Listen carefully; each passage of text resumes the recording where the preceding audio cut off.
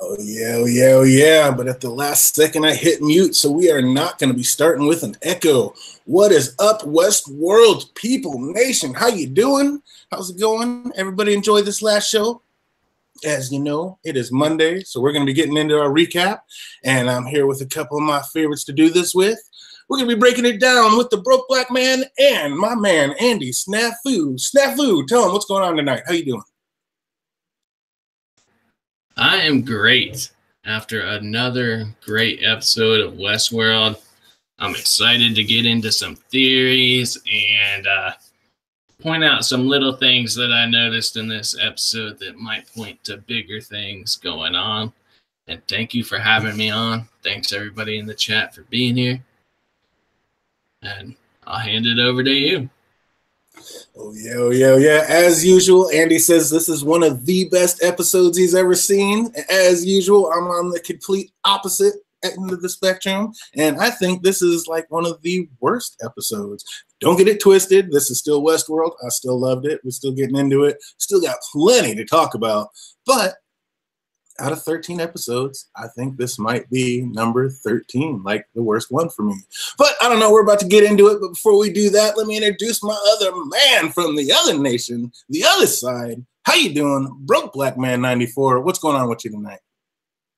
Hey, what's up, DJ? I'm just happy now that we got this India world, or wherever they're calling it, Raja world, whatever. When are we going to get like a park featuring Marvel? You know, because I want to go in there and like have some type of superpowers and stuff. So let's talk about this episode, which I didn't like. I liked. Unlike you, this was good. There you go. Two of them like it. One of them, me as usual, against the grain, just not into it. But hey, like I said, it's still a great episode. It's still Westworld. I'm still totally into it. But like I said, out of 13, this might have been number 13. What do you guys think, chat? I want to thank JD for being here. I see spots. I know my man Pete Easy's going to be trying to get back in. We're having a little bit of technical difficulties, but we'll see you in a second. Living my Rhapsody. How you doing out there? Yeah, you guys like this episode? What'd you think of it? Top, bottom, somewhere in the middle? What do you think? But yeah, we're about to get into this. I had some questions about some afterthoughts after we were talking about last week too, so we'll get into that. But yeah, let's just start. BBM, you already started us off. This was The Raj, India world, and I'm going to let you go first because last week our man Andy already getting the predictions in early. We got to figure it. How did he know that we were going to India world and that's where that tiger was? My mind was blown. Andy, I'm going to come to you and figure this out. But BBM, what'd you think about the Raj world? Get us started. Yeah, that was very interesting. At first I was like, wait a minute, are we in the outside world? And then when the guy mentioned something about a park, I'm like, all right, so we're in a different world here, India world. I was not even expecting that. Of all other worlds that were going to be in the park, we got freaking India world. I'm intrigued. But the question is, it's like, are we even going to go back to India or Raja world? How I pronounce it. Terrible pronouncing world. But are we going to go back in there? Was it just like a glimpse of, okay, we got other worlds besides, Shogun world that we might introduce in later this season or so? Or is this like introducing it? Hey, this is India world. We may go to it because it looks like hosts are actually waking up and like saying like these lights have violent ends. So it's like intriguing. Absolutely. And do you have, well, I mean, we'll get into that in a second. We just got to get into one of the main events here. My man Andy, last week when I was going back and rewatching it, he just absolutely knew that there was going to be an India world. And it was going to be like the Raj, even, I think he might have said. And he said that that's where the tiger was going to come from. He called it, confirmed. Snafu, how the hell did you know that? Oh, well, simple deduction, really. Tigers aren't really native to many areas. And since we saw a tiger, it's not some marvelous prediction. I just know that tigers are from India. And there's a particular part of India where people get killed by tigers all the time, like an insane amount. The tigers actually hunt people. And that's what it immediately made me think of. So that's what I thought of India world. But there was some interesting things to come from India world. If you notice the music, it was playing Seven Nation Army. So that got me thinking that there's probably 6 parks with a seventh park that is a city, like we think. So I think there are now 6 parks, and a seventh is the city where people can live if you're rich enough and shit. So the 7 Nation Army, like I said, the music's important. It always tells you something. So then we got another interesting thing where there's that conversation between the guy and the girl. It immediately got into conspiracy and shit. So where the girl is suspicious of the people running the park being her group being infiltrated by hosts. Like maybe she's high up in the food chain at Delos or something, or a high-ranking official, but she's suspicious that they would put a host pretending to be people. And I think that's really telling about like the motives. If she knows about Delos and what they're doing, that might be hinting at what they're trying to do. They're trying to create people and create hosts, disguise them as humans. And I thought that was pretty telling about the whole situation. Obviously, she'd been there a few times. She was very knowledgeable of the place because she knew that there were supposed to be other people there. And I think that just feeds into the conspiracy there. But what'd you guys have any guesses whatsoever who she is? I don't know for sure. She could be, well, she seemed pretty young, so maybe she could be the Man in Black's daughter. That would be interesting. You think that's Emily? Could be. That's just a theory out there. But I thought I heard, is she listed in the credits as a Gloria or something like that? She's listed as Grace. Grace, yeah. So she's listed as Grace, and we know, unless the Man in Black has another daughter that we didn't know about. I don't know. It's like an alias. We don't know either.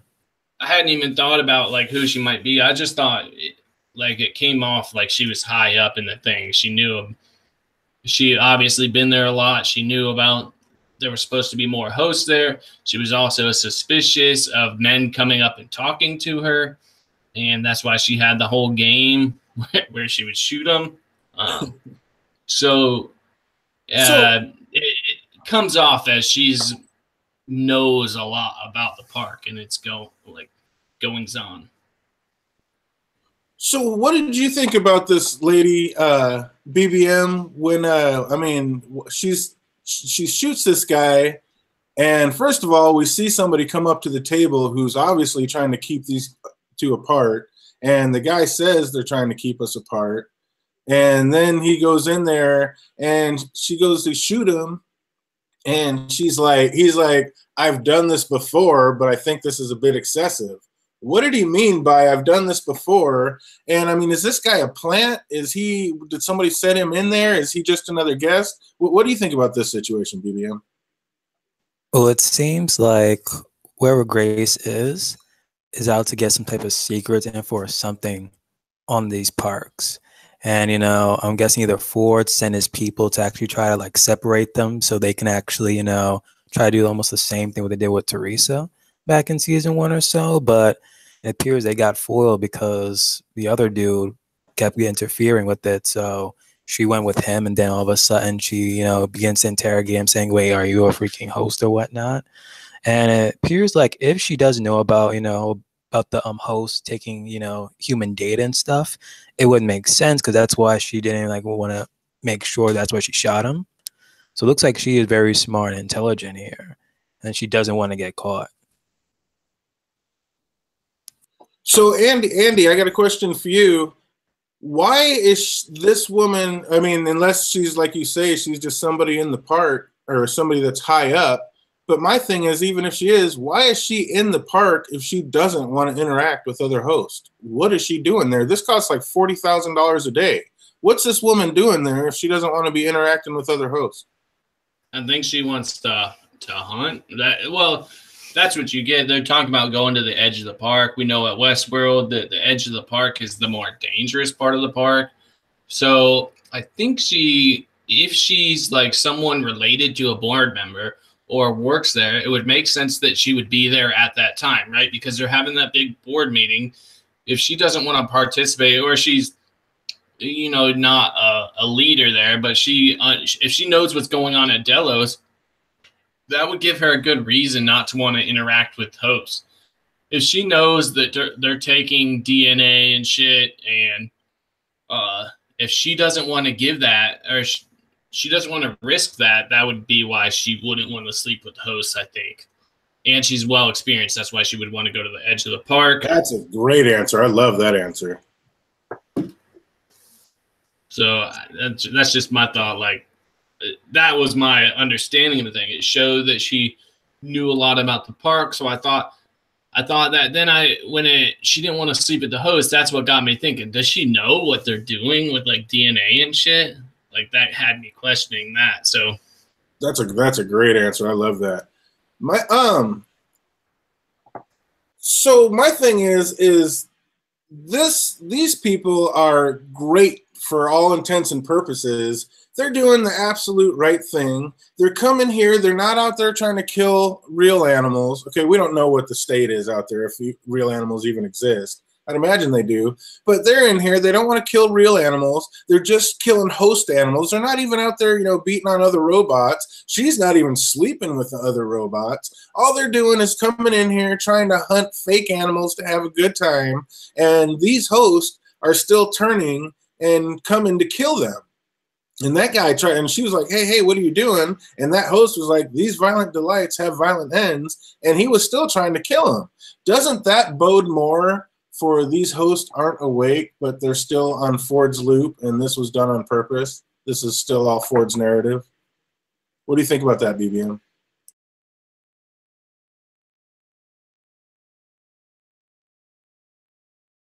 I guess I'll take that. I think that they're off their leash. Obviously, we know that not all the hosts are awake. We can get into that later with Teddy and stuff, but basically they have all reached the end of their narrative is a big thing. Without anybody controlling, like resetting their narratives, like they're going crazy. And I don't know why the guy would do it.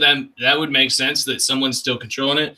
But you also have to consider that, like, Ford isn't going to set up this grand thing and not have like some control over what happened. It's not like he set it up and it was like, well, I'm going to die. It doesn't matter what happens after I die.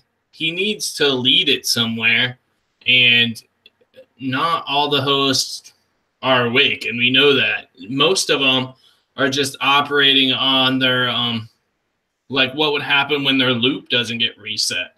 So it's tough on them. Like, they're trying to process, their computer's trying to process what's going on, and that would result in them having unusual actions. We've seen that a couple times with the dude, the Mexican guy. I can't. What's his name? The guy that runs Los Pollos. No. Oh, no. El Lazo. Yeah, they took the area, right? They took it, and he talks about like how it was all a lie. Like, basically they completed their mission, but nothing's next. And that's what all the hosts are going through. Like, what do you do after what you're supposed to do is done? You don't get reset. So then you're confused as how to improvise everything else. Then there's going to be other hosts that are actually programmed to do stuff. And I imagine, a lot of these hosts are programmed to take out people now. I imagine that's what's going on. Right. But that's the game for the Man in Black. Yeah, it could be. I think his game is something different. Like, I don't know. Yeah, we'll definitely get into that. Living My Rhapsody liked it, but didn't like Dolores. She didn't like the way she was speaking, but it's like she was whispering, but she liked the plan. Spot says Dolores is the Sands of Westworld. I've definitely actually heard that before. Oh, man. Yeah, That's JD. the first time you heard it? No, I have heard that. Yeah, that's what I'm saying. I have heard that before. I haven't. Yes, Dolores is the Sansa of Westworld. Yeah, apparently when she's boring, she's Sansa, but when she's all right, she's kind of like an Arya type. It's ridiculous. But what do you think about that, BBM? I mean, these hosts are supposedly they're supposed to be awakening, and do you think, like it was Andy said, that just some of them are still on their loops, or why would he come up and say these violent delights have violent ends, and then try to kill her like that, and have already killed these other people that we saw dead in the tent that we know were real people because she said she rode in on the train with them? Which, I mean, they still could be hosts, but I mean, I think they're trying to tell us that those are real people by saying that. For starters, I was surprised that even spread out to even like the India world. I thought this was all happening with the host in Westworld. Now seeing it's happening here, it's like I'm guessing it's happening in each and every park now. And it's like I don't even know if it's just that one particular host. So I'm just guessing that could have been just like the oldest one. But like how many hosts were supposed to be in that area? And it was just that one that came out of nowhere. And it was like these violent delights have violent ends. Well, Living My Rhapsody asked, is it like a hive mind? And if so, it's like, if she is important, it's possibly that was like Ford was like taking out pretty much at least the board members or those who were out just getting data and stuff. That's my guess. It could be.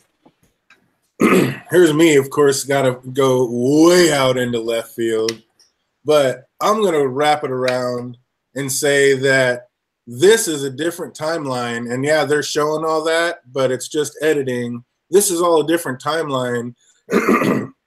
And Arnold being killed 35 years ago isn't the event that they're always talking about. I'm going to say that this is 35 years ago, and this is the event that everybody had to cover up because all the hosts went batshit. And then they tightened it up so that didn't happen. But I'm going to say this event is 35 years ago, and this is the event that they're talking about. And that's why the barricades were so easy. That's why the tiger could walk right through and nothing happened. And I think after this event happened, that's probably when they started putting all the explosives in the host so they couldn't go through barricades anymore. If they did, they would blow up. I'm going to say this is the event. Am I just completely warped as usual, BBM? Yes, you are. I'm swearing.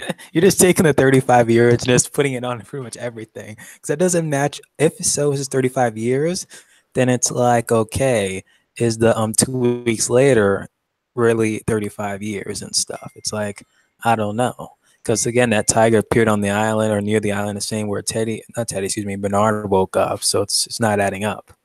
Right, but that tiger that chased her, the only time we ever saw it was alive, and that other tiger we saw on the beach was crusty and dead. So, I mean, was that just an ancient old tiger that has been on the edge of this park? Or I'm guessing they had a lot more than one tiger. I mean, if they're going tiger hunting, obviously they have a lot more than one tiger, and these could be two different tigers from two different timelines. So, and all we saw was her go over. Glass. You're climbing glass, Peter Parker. You're climbing glass. I don't know. Because all we saw was her climb out, and we'll get to that at the very end. But when she climbed out and she looked up at the host, we like Andy was saying, we know she's been there a ton of times. She knows how this park works and what's going on. And even after a host just tried to kill her, she crawled out of the lake and just kind of looked up, and she's like, oh, okay, cool. I think these natives are out there trying to save the real people, and that's what the natives like whole purpose for in the whole game is they are like the ghosts that kind of walk through and make sure nothing ever happens to the humans. So if anything does happen with the bots, this is like the last ditch failsafe, and they get it. And I think we'll get into it, but I think when they were trying to get Simon, I don't think they were trying to get Simon to hurt him. I think that's just their way of coming through and trying to get Simon away from the host to save him. I think they're the saviors, I don't think they're there to hurt him. What do you guys think? I agree with you. Well, I agree I was thinking that was what they were for. For a little bit, I thought, well, for like a second, a Luke killed Kylo second. I was like, are the Ghost Nation like people? Like, could they actually be like humans? And then I was like, no, because we saw like through the eyes of one of them. But to go on your theory that that's a different tiger, I think we saw the tiger dead on the beach when the girl crawled out of the water. It was already laying there on the beach, just like it was when they came across it. And we definitely know, for a second I was with you, like maybe this event happened 35 years ago where they find Bernard or Arnold on the beach, because that would have to be that time because we know they found the tiger. But then I thought, well, no, that can't be, because we saw through the host's eyes that Dolores was on the beach killing them, and shit, I forgot where I was going with this. But something about Charlotte existed in that timeline when they found the tiger on the beach, so it can't be that old. Right, but why couldn't that be different tigers? I think to our knowledge, it's just that one tiger that we saw that tackled her over that cliff and appeared on the beach. It could be right. More could have gone out, but that would be flimsy writing, though. Like, that would be shitty hint towards the timeline. You have the tiger laying there exactly the same. Like, if you're like, well, if they don't explain it further, it just seems like it's there to just throw you off for no reason. It's not like Dolores's whole thing where they kept switching, and you could, if you look closely, you could see a difference. If they just said, oh yeah, tiger wound up dead here on the beach before, that would seem like they just put that in there to trick you for no real reason. There's no reason behind them putting it. I mean, the way they talk, I mean, obviously the way they dressed, they were, kind of in the timeline of where they were at, but kind of their mannerisms and the way they talked, I mean, it kind of seemed like back in the day, more, it just seemed like more of a 1940s kind of feel to it. The weapons they had, and again, that could have been part of the timeline there, but why would that timeline, I mean, it's just a safari hunt. It could be any timeline. Why would they have those kind of weapons? Like, she shot him like with an old school like pistol. So that kind of thing kind of tells me like that was back in that day. It's like you could go hunting at any time. Why are you going hunting in 1940? No, it's because that was the time when the British, I think, were going into India. That's that point in time where the British were going into India and doing their safaris and shit there. So that's why it's that time frame. You do get that old timey hat, but it doesn't make sense that they would go that far into the past to represent 30 years ago. We know that, or 35 years ago, we know that 35 years ago they still had the technology to create hosts. Why do they need to have like 1920s weapons and gear and shit? Like, it doesn't really make sense for that. But I don't know. Living in Rhapsody says one tiger looked fresher than the other, and that's for damn sure. Well, yeah, it's 2 weeks later. We know it's 2 weeks later. Oh, I remember what I was going to say about Charlotte. We see Arnold or Bernard on the beach, and we get like a little funny scene where they're killing the hosts, and that dude, like the milk guy, he runs over and he's like, no, you can't, you're not going to do this, because he's all noble and shit. Like, at that point, they completely changed him. So we know that it's in that timeline because that guy had that personality because Arnold or Bernard changed it with Charlotte. So that's how we know that's after that happened. So what do you think when I was asking BBM, what do you think when that host came in and those two were, the two humans were at the Raj and she was getting ready to shoot him to prove that he's not a host. And she's like, don't be scared. And he's like, I've done this before, but this just seems a little excessive. What did he mean by he's done this before? Like, is he a plant that's come in there before? Is he just a human that goes and pays $40,000 a day to go try to hook up with other humans in the park? Or was he just talking about he'd been shot before? I mean, what did he mean when he said he's done this before? I think that he was talking about just being in the park, having, going sleeping with strangers, but it almost seemed like they knew each other in a weird way.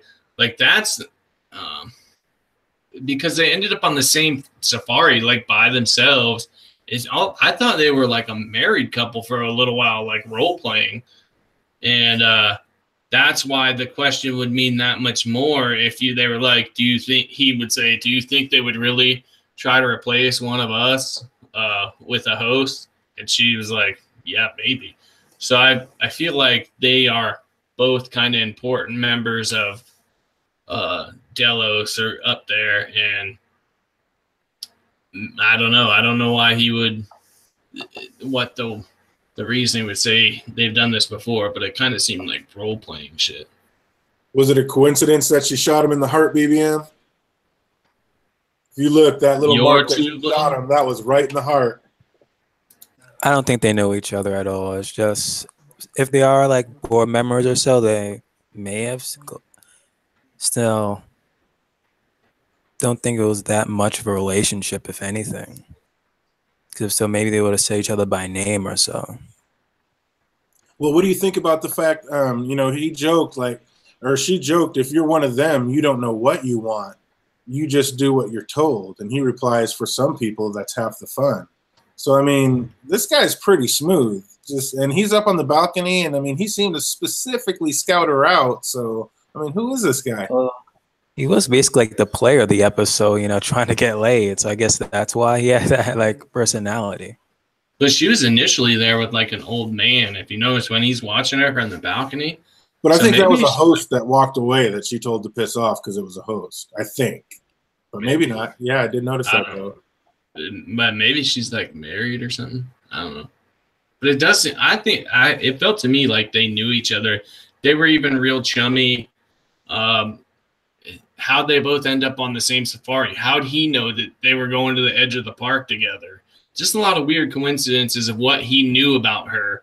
Right. So maybe he's not necessarily a host. Well, he died. He's probably not a host. But he might have been sent there to get information or whatever, because she seems resistant to that. So maybe they knew that they needed like a real person there to get it. But then it doesn't make sense why the host would kill him, but I don't know. I mean, that's a tough question. Definitely. I want to know who this girl is, and it's like, we never heard her name. I mean, it's just maybe she's reported in the cast as Gracie or whatever, but I mean, that could be a nickname too. But she sure looked like a younger Teresa. She sure had the smoking mannerisms of a younger Teresa. And we know Teresa is not a big fan of the host. So you would think there has to be a reason why, and that's an extra kicker that she was sleeping with a host and not knowing it because it was Bernard. I mean, that is so Ford's twisted sense of humor that I just kind of think that that might have been a young Teresa, and that was 35 years ago. Could be. I mean, it could be. It just seems different. Also, what was that weird thing? They focused in on her flipping over a notebook. Like that was important or some shit. What was that about? Like, because near the end of the episode when Bernard hacked into Abernathy's data and stuff, there was the same symbol that was in the book. That's what I noticed. So maybe, okay, so maybe she's there to like receive Abernathy. Maybe that's where Abernathy was supposed to get to. And that's why she's out there. And that's why she's wary of the park. That makes sense. I didn't notice any symbol, but yeah, that makes sense. So maybe she's the point of contact. Teresa? Yeah, you're Teresa or whatever. Right. I'm calling her the Man in Black's daughter. Whenever you say that, it looks like DJ is saying that's a young Teresa from 35 years ago. I do think so, and yeah, we'll have to take that. When she went to run away, why didn't she take more weapons with her? BBM? She just like had one bullet with that gun. Was she just freaked out? I mean, if I know there's tigers out there that I was about to hunt, I think I'm taking some of them guns with me. What happened? I guess she was like not 100% sure like what's going on, so it's like, let me just take the nearest gun and just start running. But even then, it's like Tiger came and she shot, and that didn't even take him down the first time around. So I think it was like more than one bullet, wasn't it? She shot him once, shot Tiger once, and then she like kept on going. But yeah, you're right. She should have packed more ammo and stuff. She had more. She had more ammo because she pulled that other one out of her pocket. Oh yeah, she was able to shoot it one more. Must have thought that by the time she crossed over to the other park, that maybe the tiger would have stopped, but it didn't. Just kept coming. But she knows that there was supposed to be more people there to entertain them. That to her, that means there's more hosts here. If one host just killed somebody and she got him, she knows there's supposed to be more there. I would run too. Like I'll take my chances with the tiger because he doesn't have a gun. Like I'd be doing the same thing she is. Maybe I would try to grab a couple more. Maybe that's how she got the bullets. But yeah, if you know there's more hosts there with guns, that a tiger is a little less dangerous than that. And a lot of people ask, like, how was she able to outrun a freaking tiger? Well, she did shoot it in the leg, so it was probably gimping. So I mean, there's plausibility there. But I don't know,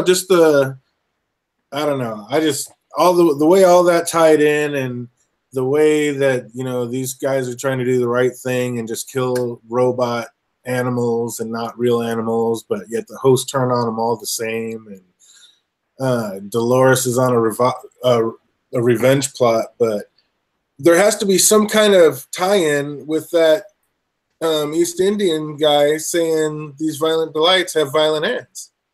The same thing that Dolores is saying now. I mean, it seems to me more like he would be one of the first people that said that. And that's, again, yeah, I'm guessing like the original hosts were probably just like scattered throughout each and every park. And that when, and all of them start flipping up and start going over with their reveries and stuff, it happened simultaneously.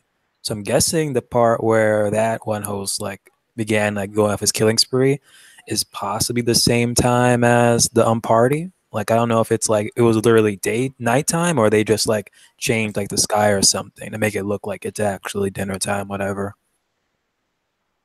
I think the violent delights have violent end things is Ford's program. He wants hosts to take over, to be the new life form. Like you said, we've reached our pinnacle. We can't evolve anymore and shit. So he can only, like, he knows that Dolores was the closest to being alive. So that's who he can, like, he made her the Judas steer. So she's going to lead all the rest of the hosts into sentience.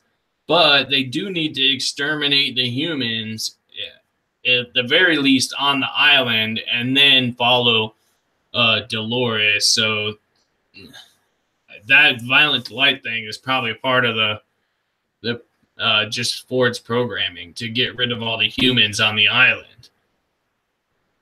Yeah, it makes sense. I don't know about you guys, but if that tiger jumped at me like that, I would have dipped left and bounced right so fast and just watched that thing fly over. I was like, she just sat there and just let that damn thing tackle her over the side. There's just, I don't know. I was like, that's a robot. You should be able to dip it quicker than that. That would just suck, being tackled over the side of a cliff. She knew how to swim. You'd have just leapt over? Just leaped over. If I knew how to swim, Right? I would have leaped over. At least give her a chance. Have you guys seen that video of that tiger jumping up to grab a guy off an elephant? He's like in the grass. You don't see him. And then all of a sudden he like launches himself in the air to like eat this guy in India. There's no way you're dodging that. Like it's running at you. She already shot it in the leg. It's a robot tiger. I don't know. I think I could have done it. It's living flesh though. It's not like it's a straight robot. You seen it how it ran after it. So it's basically a real tiger. Yeah. Or else there's no fun in it. Right? There's no fun in killing it if it's not behaving like a real tiger. Obviously, yeah, definitely. That wouldn't be the real safari. Definitely got to give a shout out to the music, of course. I'm sure everybody and their dog's doing that, but unbelievable. This was my least favorite episode, but the music was one of the best. They were definitely on point with. Everything is just sick. Every little scene, the way they drop it and bring it back up is, as a DJ, I completely appreciate. But BBM, I got a question. Who took out and better yet, what the hell is the cradle? Now, what the hell you mean by cradle? I'm lost. When they go in and they come out and they're like, things are on fire, the cradle, and somebody took out the cradle, and sections so and so and so and so, or sections 42 through 45 are still on fire, and we see why a little bit later. but they're like, somebody took out the cradle. And I was just wondering, what the hell is the cradle? And I'm still confused. Maybe Andy can drop a memory. Andy, do you know what I'm talking about? I don't know that specific line, so I don't know. Yeah, when they were going in, they said, Who says it? the lady who in the first episode, the lady security guard who was looking through the cards and saw Bernard. Mm-hmm. She comes out and tells Floki, she's like, somebody took out the cradle and like sections 42 and through 45 are on fire. And I was just, I mean, it sounds, the cradle is usually some kind of hub. I was wondering if you guys didn't hear that one, I don't know, but I was just wondering what the cradle may be. Well, if anything with fire, it probably could have been armor stack, because remember, she has that flamethrower. Right, that's why the different sections were on fire, but I was just wondering what they meant by the cradle and what that was. Well, maybe it was like that head control room, I don't know. Maybe it was like where Maeve and them were running to, and then they heard all like the shooting and shit, and maybe that's why they referenced the fire, so that you would associate it. Oh, that's that underground area that they were running to, but then they saw like shit, guns going off and stuff, and they stopped and turned around. So maybe it's that area, or could it be the fort? Maybe they call that fort the cradle. I don't know. The fort of Forlorn. Yeah. What about the cradle being like maybe where they're storing all these DNA samples and all these people's memories, and that's why they're calling it the cradle, because that's basically where they're going to start cloning people. Could be. I was thinking that when you said place cradle. like the Valley of the Beyond. I don't know. No, I think the Valley Beyond. Well, the Valley Beyond does sound like. I thought that's where they would start turning people into hosts, but the cradle sounds like something like that too. Like they could be. Maybe the cradle's where they start like dip the hosts, or I don't know. Maybe where they start growing the stem cells. I don't know. It's a obscure reference that we'll have to hear more about. Yeah, definitely. I don't think we're supposed to know what it is, but I definitely think it's going to be something extremely important, because, yeah, they didn't just throw that in for nothing. The cradle's got to be someplace real big. Why does Hale seem to be in charge? Like, she just walks up and tells Floki how and what is about to happen. Like, he's powerful enough to kick those Asian troops off his island, but yet he's getting bossed around by Hale. And like when she came up to that one guy, he's like, we have specific orders to escort you to. And she's like, just shut him down. She's like, who are those? She's like, oh, those are my assaults. She's like, yeah, I'm going to take them with me.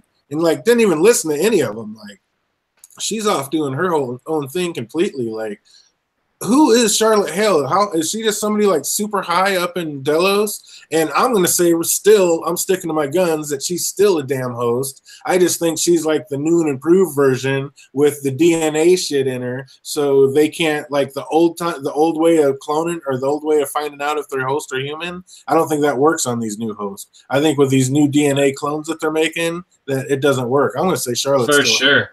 You see how she smiled after they said she's not a host? There's no reason she should have smiled like that. Like, I'll try to bring it up in between answers, but when they say she's not a host, she like looked down and smiled. Like, that is not a response you would give to someone just saying you're not a host. So you would be like, obviously, but she has like a visual response to that. It was weird. Immediately, I thought, man, she is a new kind of host. Maybe she was like a real person, and she was like one of the testing people to do that. One of the people they turned, yeah. But yeah, it was definitely interesting how she responded to that. And she's definitely someone high up she's on Man in Black's level somewhere, because they talked like not like she was his subordinate, like they were equals almost when she came to bother him in the park. Mm-hmm. And she was making fun of him for enjoying the park so much, and he was like, leave me alone, I don't like being bothered. So yeah, they talked like they were almost business partners or something. So I think she's that high up to where she has so much influence to kick Ford out. So she must be somewhere on the Man in Black's level as far as shareholders and shit. But she's no regular board member. I mean, she's got to be on some James Bond shit the way she's in there trying to get Abernathy and get all this stuff and telling, do secret messages to this secret room that supposedly nobody knew about. And the DNA letting her in, the DNA sniffing her letting her in. And Delos saying, no, we're not going to come get you yet. We haven't received Abernathy, which if Ford's dead and the place is in chaos, the only reason to be doing all this shit in secret was because they were afraid that Ford was going to ruin all the fucking shit and they wouldn't be able to get it out. Like Ford would fucking kill it before it happened. So if Ford's not there to sabotage anything, why aren't they just coming in? That doesn't make sense to me. So are we just out of our minds, BBM? What's going on with this Charlotte Hale person? Yeah, I'm disagreeing with both of you. She is human 100%. Oh, because she smiled. The guy smiled after the Grace woman shot him like, oh, you're not a host. And he was smiling and was happy because he's about to get sex, but still, he was smiling. So it's like, what? All this time was he a host? And like someone just, program his host by to make sure it looked like it was like a rubber gun effect as if he was human. But no, I think that's still the same Charlotte there, and she's still human. I don't think we're gonna get like another oh wait, she's a host this whole time reveal, because for me it'll almost get like a little bit repetitive if you're gonna be like almost each season there's gonna be like one particular person or a group of people who are gonna be like, wait a minute, this whole time they were a host. I don't know, that would be kind of like a little bit lazy writing, kind of like the Flash. It's like, wait, are we gonna get like a reveal each one? Oh, this person is featured, this person is featured this whole time, and like no, I think they're trying to do something completely new this season. But who knows? If she turns out to be a host, you guys got me. But if not, remember the stream. I called it. She is human, 100%. Or at least in that scene so far. It's not that she smiled. It's like how she smiled and why, like what just happened before to make her smile like that. It was like a real quick smile. And then... But isn't her character always like that, though? Even when she gave the middle finger to the host, she was smiling. Like, it's not just a smile. It was like she wasn't smiling until like right after it said, "Yep, she's not a host," or "She's human." She did like a little smirk. It was more like a little smirk. I'm gonna find it real quick and then I'll show you. Smirks or smirks, Andy. But she was also real quick to talk to Bernard first when she saw him, almost like she didn't want them to know that she knows Bernard's a host. And because she didn't want Bernard to reveal that she's a host kind of thing. I think that's going to come out like when, we already saw in the foreshadowing in some of those trailers that, we see a room full of Bernards. So I think she's going to see and she's like, it's okay, don't trip out. It's like, I'm a host too. Like, it's going to come out. This woman's a host. I'm set. I'm sticking with it. Faux show. Nah, that kind of looks like I'm a human. I just learned that all this time I was chilling with a host. Nah, that's that type of look. No. So what do you think? So BBM, what do you think? Andy and I both seem to think that Ghost Nation are like human safeguards and protectors. And I think, because I know you've always asked how the hell did Stubbs get away? They haven't answered that. And I think that's what's going to come down. And that's kind of why they're holding that off. I think all the Ghost Nation is like the ghost to walk through the game to protect the humans. And that's why they wanted Simon. And you remember, the little girl from Ghost Nation had like a figurine from the suits that those guys walked in when they saw it. It's like almost like they know they interact with the suit people. They're on their side or whatever. Like, I don't know. I just think they're the protectors. What do you think about that, BBM? Is that just crazy? No, I totally agree in that sense. If we saw in like the first episode when we opened up the head of that one Ghost Nation member and Dolores was hunting him down. So, and we know that pretty much Dolores hates humans at this point. So it would make sense if like those Ghost Nation members are just like taking in humans and try to save them during this whole catastrophe. Because at one point I thought that, wait a minute, like did Ghost Nation just steal Stubbs so they can make sure like that dinner night happens the way it did happen?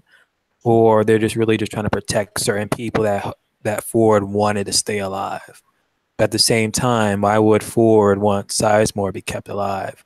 When he kind of didn't like Sizemore in the beginning of season 1 where he introduced his own story, he was like, no. So strange there. Not only that, though, we also see like Maeve try to like control like Ghost Nation and they didn't even budge. which even like scared me a bit, 'cause I thought that she was like all powerful and like can control almost every host. Well, What did Maeve you guys could. thought of that?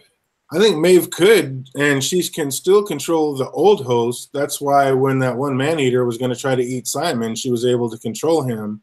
But so the old host she can control, but all the newer host and the awakened host she can't control. And that's what's kind of blown her mind because she can't tell the difference. And yeah, I think any of the new ones or the awoken hosts she can't control. All right, I found the spot. You guys see how she respond? I can't do the audio through the thing, but I'll tell you when they say. Do it anyway. You'll get this thing. They'll take this off. They'll blackball. They'll copyright the video and take the whole thing off. Hold on a second. Just to give them a timestamp and they can go back and look at that. Wait, Spot you can't do like a couple second clip? No, I mean you can try it, but yeah, they'll probably end up blocking the whole video. That's fair use. You just beat that shit. You can. It's discussion. 1-1 BBM Viper in the house. Feel it. Spots likes that Felix and Sylvester are back, and Armistice is still messing with Sylvester. That's kind of hilarious. That is pretty cool. We're gonna get into that, bringing back some of them characters. All right. Can you see my screen now? Yep. So they're gonna say that they're checking her to make sure she's not a host. Watch how she, right after they say she's human, she'll like get a little tiny smile on her face and she looks down at the thing a couple times like she was wondering if it was going to detect her. Hold on. See how she did that? She looks down real quick. They say clear right here. See, that's suspicious. That's a suspicious little smile and looking down at it suspiciously, like, is it going to detect that I'm a host?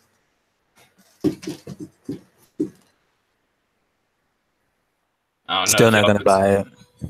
Yeah, I couldn't see that. Dolores in the subconscious mind. I was able to follow you with that, Andy, but I'm still not buying that she's a host at that moment. I think they're hinting at it like it's a new kind of host that doesn't have to follow the rule, or like doesn't follow the rules. What I think it is that she's actually one of the first people to actually be a human in a host body. Yeah, I think she's the new version. She's that DNA stuff that's going on that those drones are making down there. She is the new version of that, and that's why they can't detect her. That's gotta be it. I didn't get to say anything to when you were talking about how she talks to Bernard like, "Hey, Bernard, I didn't think you'd make it." She clearly knows he's a host at that point. Like, it's not even. I don't know that you could even argue against that. Yeah, I didn't know you had it in you. And she knows that he did something. He was involved. So I think they remember when Abernathy, when it popped up on the screen, it said like one-time use, a one-time code. So once Bernard got in and he saw what was going on, I don't think they can get that information anymore. So she would know that he's the only one that might be able to get into that. So she's also worried that he's going to tell them about Abernathy. So that had me questioning whether the people that are coming to help are actually the people that Charlotte wanted to, or that she was talking to on the computer, because it almost seemed like she didn't want them to know what was inside Abernathy. Yeah, and I mean we're gonna get to that too. But I mean, yeah, absolutely. Bernard hit that thing. It said one-time use only. He hit the one-time use. Bernard has all the information in him, and that's why they keep going on. Are you going to help us, Bernard? Are you going to tell us what you remember, Bernard? That's what all this is like. When I said last week on the show that he's sitting there being interrogated, that's what this whole thing is. He has that information, and this is them trying to walk him through to try to open him up to make him give the information that he got off that tablet or out of Abernathy. Especially that scene. It seemed like an interrogation thing. Like he's viewing it as one thing, but she comes up to his face and is like asking him specific questions, almost like in movie scenes when someone's trying to get information out of somebody else. Like he's sitting in a chair and she's asking him in that way, but in his mind, he's seeing it like they're standing there. So that scene really had me on your train of him actually not being he's not actually walking around. They're just sitting there interrogating him. Right. Exactly. Just that how that scene played out, it really seemed like someone interrogating him. So yeah, I think that's gonna be, and I think they're gonna reveal all that by season 5, definitely. I think season 5 by episode 5, and they'll be onto something else. Because I mean, that almost seems pretty obvious. That's what they're doing at this point. Do you BBM? Go ahead. Do you think that Bernard found like information, like DNA and shit of Arnold in that stuff, and maybe he's gonna try to become Arnold? Like actually put his behavior and stuff in his head and try to actually become Arnold, or as close to Arnold as he possibly could. You mean, is Bernard going to do that? Yeah, like could he extract Arnold's DNA and actually change himself into Arnold by all the information they would have on Arnold's personality, whatever. I just think that with his obsession with Arnold in the last season, I'm interested as to whether he would try to, become Arnold. Or maybe he sees that he really is Arnold. I don't know. Like, because he seemed shocked by something. We already knew that he was suspicious that they were taking DNA and stuff, so it wouldn't have been that surprising to him to see, like, all that information on guests. It would have to be something significant that he saw in there that made him respond in that manner, like, holy shit. Right. Yeah. What do you think about that, BBM? I clearly think that during like the first episode where he was like, wait a minute, you guys are using DNA and stuff conversations. And she was like, we're going to talk about that later, not right now. I'm guessing he basically just figured out what they were doing with that DNA and the conversations and stuff. He probably just saw like briefly like a summary of like some of the stuff, and he was just shocked by it. Oh, there you go. But what would it be that he, like, what's your thought on what he saw? Because he knew they were taking DNA. So if you saw, okay, well, they're taking people's DNA, but what are they going to do with it? What do you think he saw that their plans to do with it are? That clone people, maybe. Not clone them, but make host copy of people. If anything. Are you talking about Bernard? Yeah, not what he's going to do. Well, how Bernard responded when he saw what Delos was going to do with that information. Because he cracked the code. He saw what was in Abernathy. What do you think he saw in that code that made him respond like that? Because he already knew that they were extracting information and DNA from guests. So what are your thoughts that... Just that they were actually cloning people, probably. Or that, like, maybe he just saw, like, who was cloned. Like, he saw that Charlotte's a clone or something like that. Or it could be the weapon, because, again, the Man in Black is like, wait, there's something that I created and I got to, like, destroy it. And then Dolores is like, wait, I could use it as a weapon. So maybe he just saw this weapon and it's like, wait a minute. If people get a hand of this, it's pretty much KO for all of us. I don't know. Could be. BBM, why does Bernard not have his glasses on now? Are they just trying to show different timelines, or are they showing the multiple Bernards walking around at the same time? I do believe I kind of like almost subscribe to that tinfoil that all this like different timelines and stuff is probably just one Bernard right now. But I don't know, because apparently like this Bernard is like even like still not 100% operational and stuff, because it looks like near the end of the episode when he was fixing Abernathy, he was still shaking. So it's like he still needs like a juice. So I don't even know there, but I don't even know if he's actually literally blind or it's just because of the character that Ford programmed him that he has to wear glasses. Well, he can't be blind. I mean, I guess they could make him blind, but why would they? I mean, he's a host, so yeah, the glasses are definitely fake. I was glad Andy already alluded to this earlier, but I was glad that they there's one thing they didn't drag out, and they gave us a little answer. And that was how, the milk drinker, Rufus or Reefus, whatever his name was, they showed, this guy that was such an asshole and shooting bottles off of women's heads. Why all of a sudden is he sticking up for a lady? And they gave us an answer. I mean, that made me smile. What do you think about that, Andy? That was great. That was hilarious. I mean, it's not a comedy show, but it's good to have little things that break up the seriousness. And that was one of those things where he totally went chivalrous, and it was just hilarious. And then he's chasing after that lady at the end, I'm gonna protect you. Just scaring the hell out of her. That had me cracking up. Her and Peter Abernathy's acting was, phenomenal this episode. Abernathy, the way he kept switching and going back through all his different roles and modes. That was awesome. Who do you think did the best job, BBM? I'm interested in how you don't like this episode, DJ. And you're saying so far you're kind of enjoying this episode. I wonder what was the camel that broke the back. I told you. I said it's Westworld. Of course I liked it. Of course I have things I want to talk about, and I got questions. I'm just saying, out of 13 episodes, I do believe I have to put this right down there at 13th. It was at the end of it, it wasn't. Every other episode, I get up and I'm like, fuck yeah, that was sweet. That was so dope. And yeah, this one I just got up and I was kind of all right. It just, I don't know. It just never hit that crescendo for me on this one. But like I said, it's still Westworld. I still loved it. Still enjoyed watching it. It wasn't like I wasted my time watching it. I think Morales, my man, I do believe, is that not him himself in there in the chat rocking on Fools? He says he's out. Sorry, keep on. Viper out. Valmagorlis.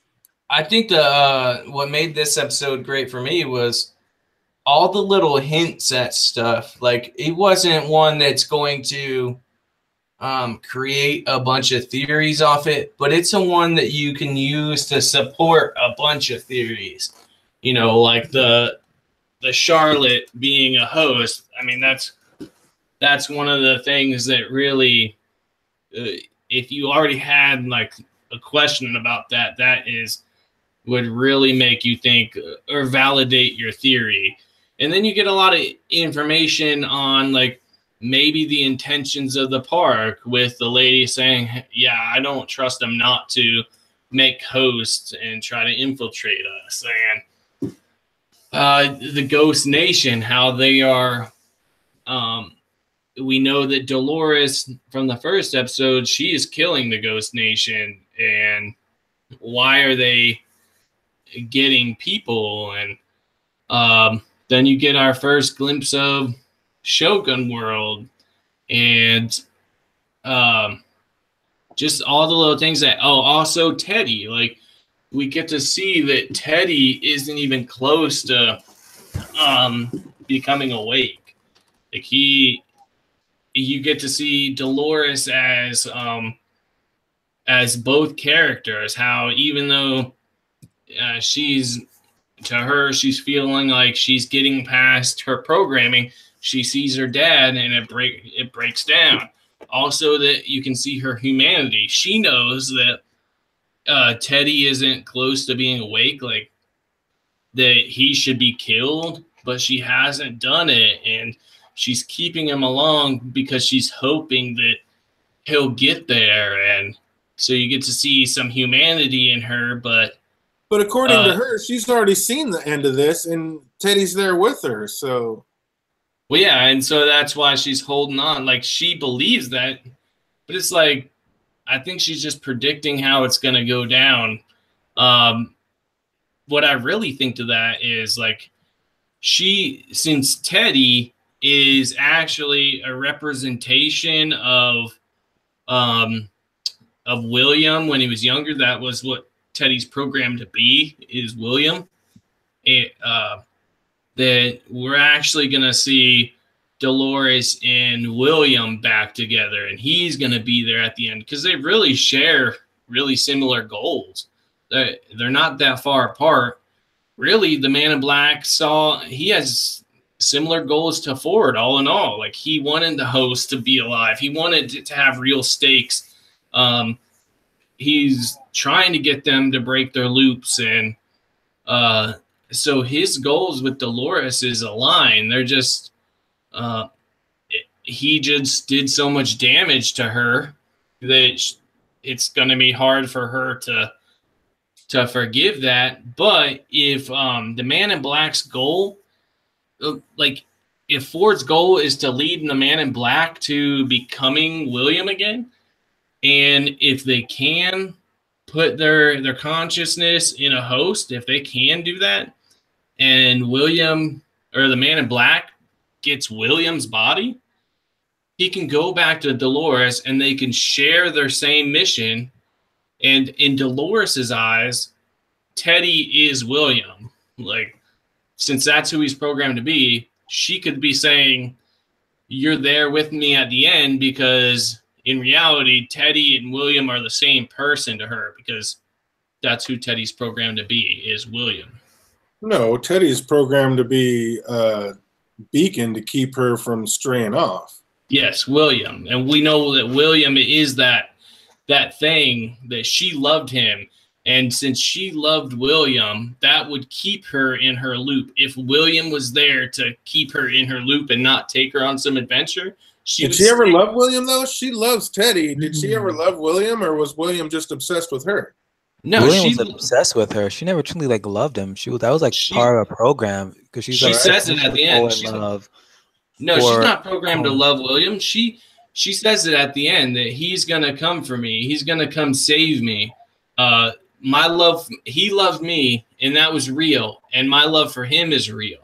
That's gonna be Teddy, but it made it think you were talking about William. No, she says I think she was talking about William, but she was like reliving her memories. So at that point in time, she thought that she was like literally back in like what X amount of years ago. Remember, because at that whole season, she was basically just like reliving in a loop.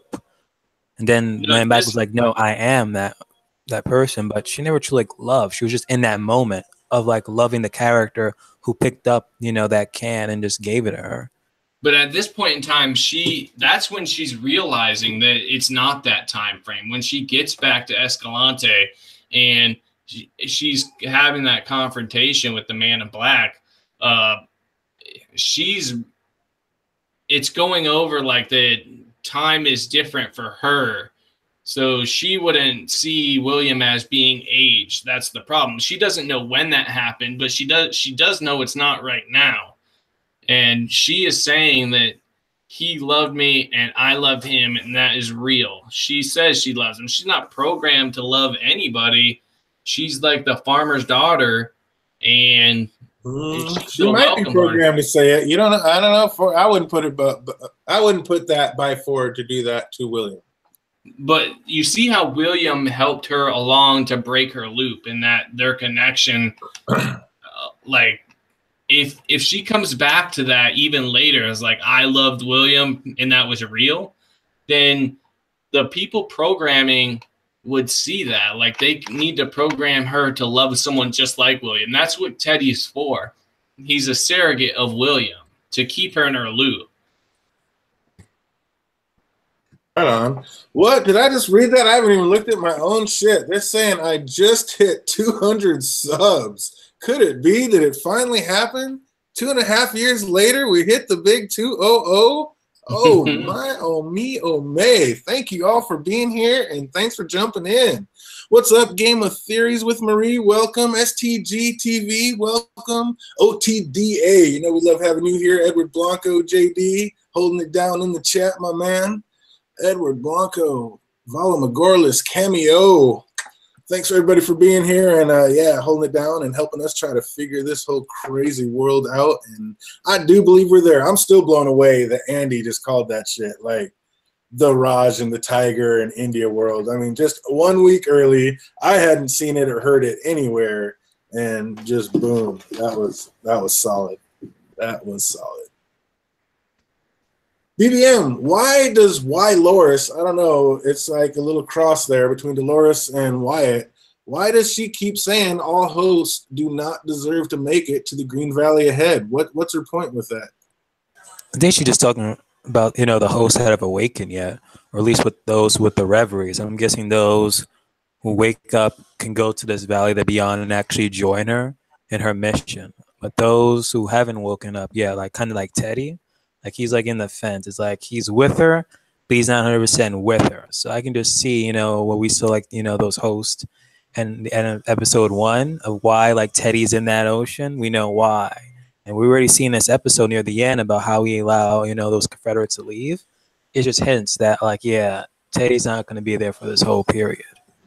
So I'm guessing that's what she means, like not all hosts are able to go. That, and also like with Ghost Nation, if they're really just helping out the humans, they're not worthy. So I'm guessing it's those who have waken up and actually joining her cause of killing all humans. You with that, Andy? I think it's the hosts with the Reveries update are worthy to her, and the ones that don't have that Reveries aren't worthy to her. Even if you think about the Confederados, she used them for a time, but that doesn't necessarily mean they were worthy. That's why her people ended up killing them all. But maybe like the one guy, the Jesus guy, I'm just gonna call him the Jesus guy because the Last Supper scene, but he made it through because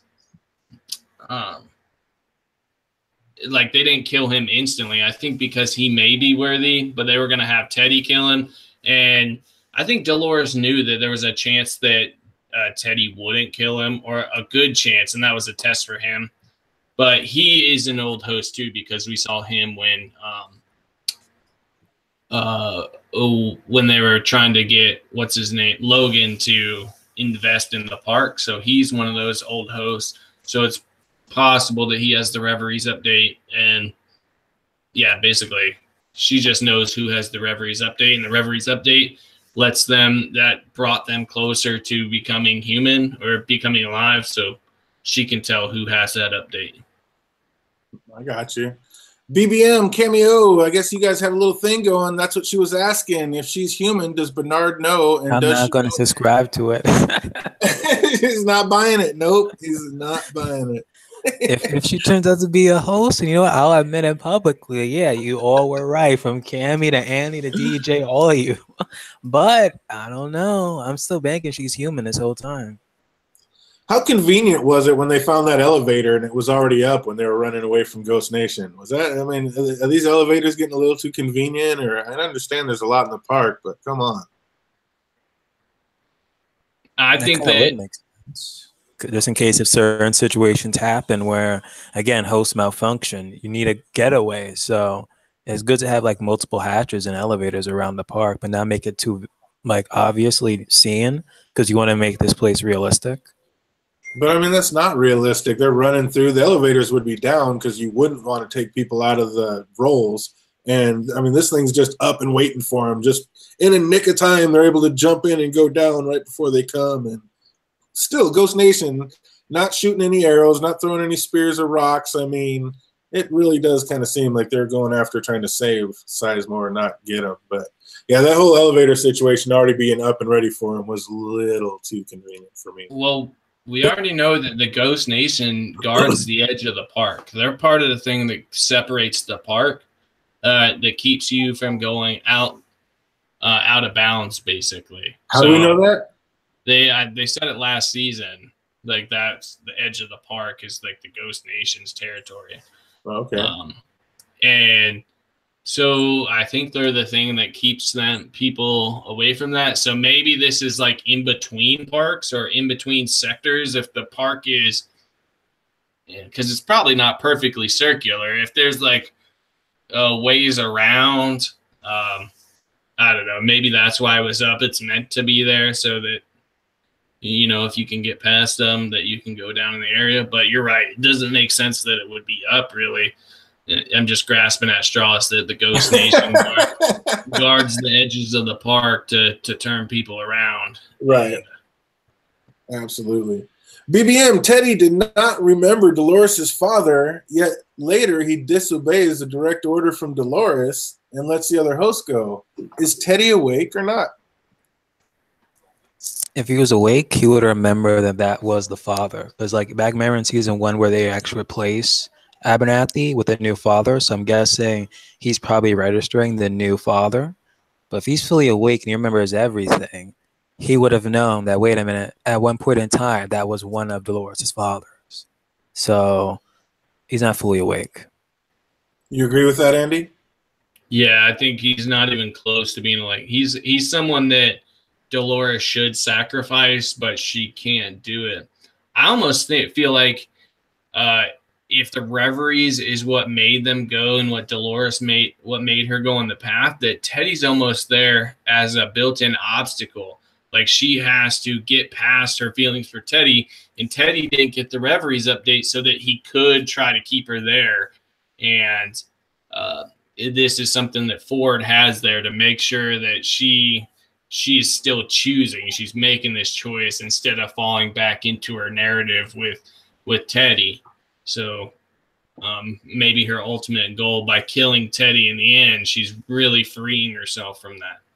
That may be it, because just like the way she had to kill Ford, she might have to make that conscious choice to kill Teddy. Because like you just said, Teddy is there to keep her in the park. I mean, absolutely. He is just an obstacle.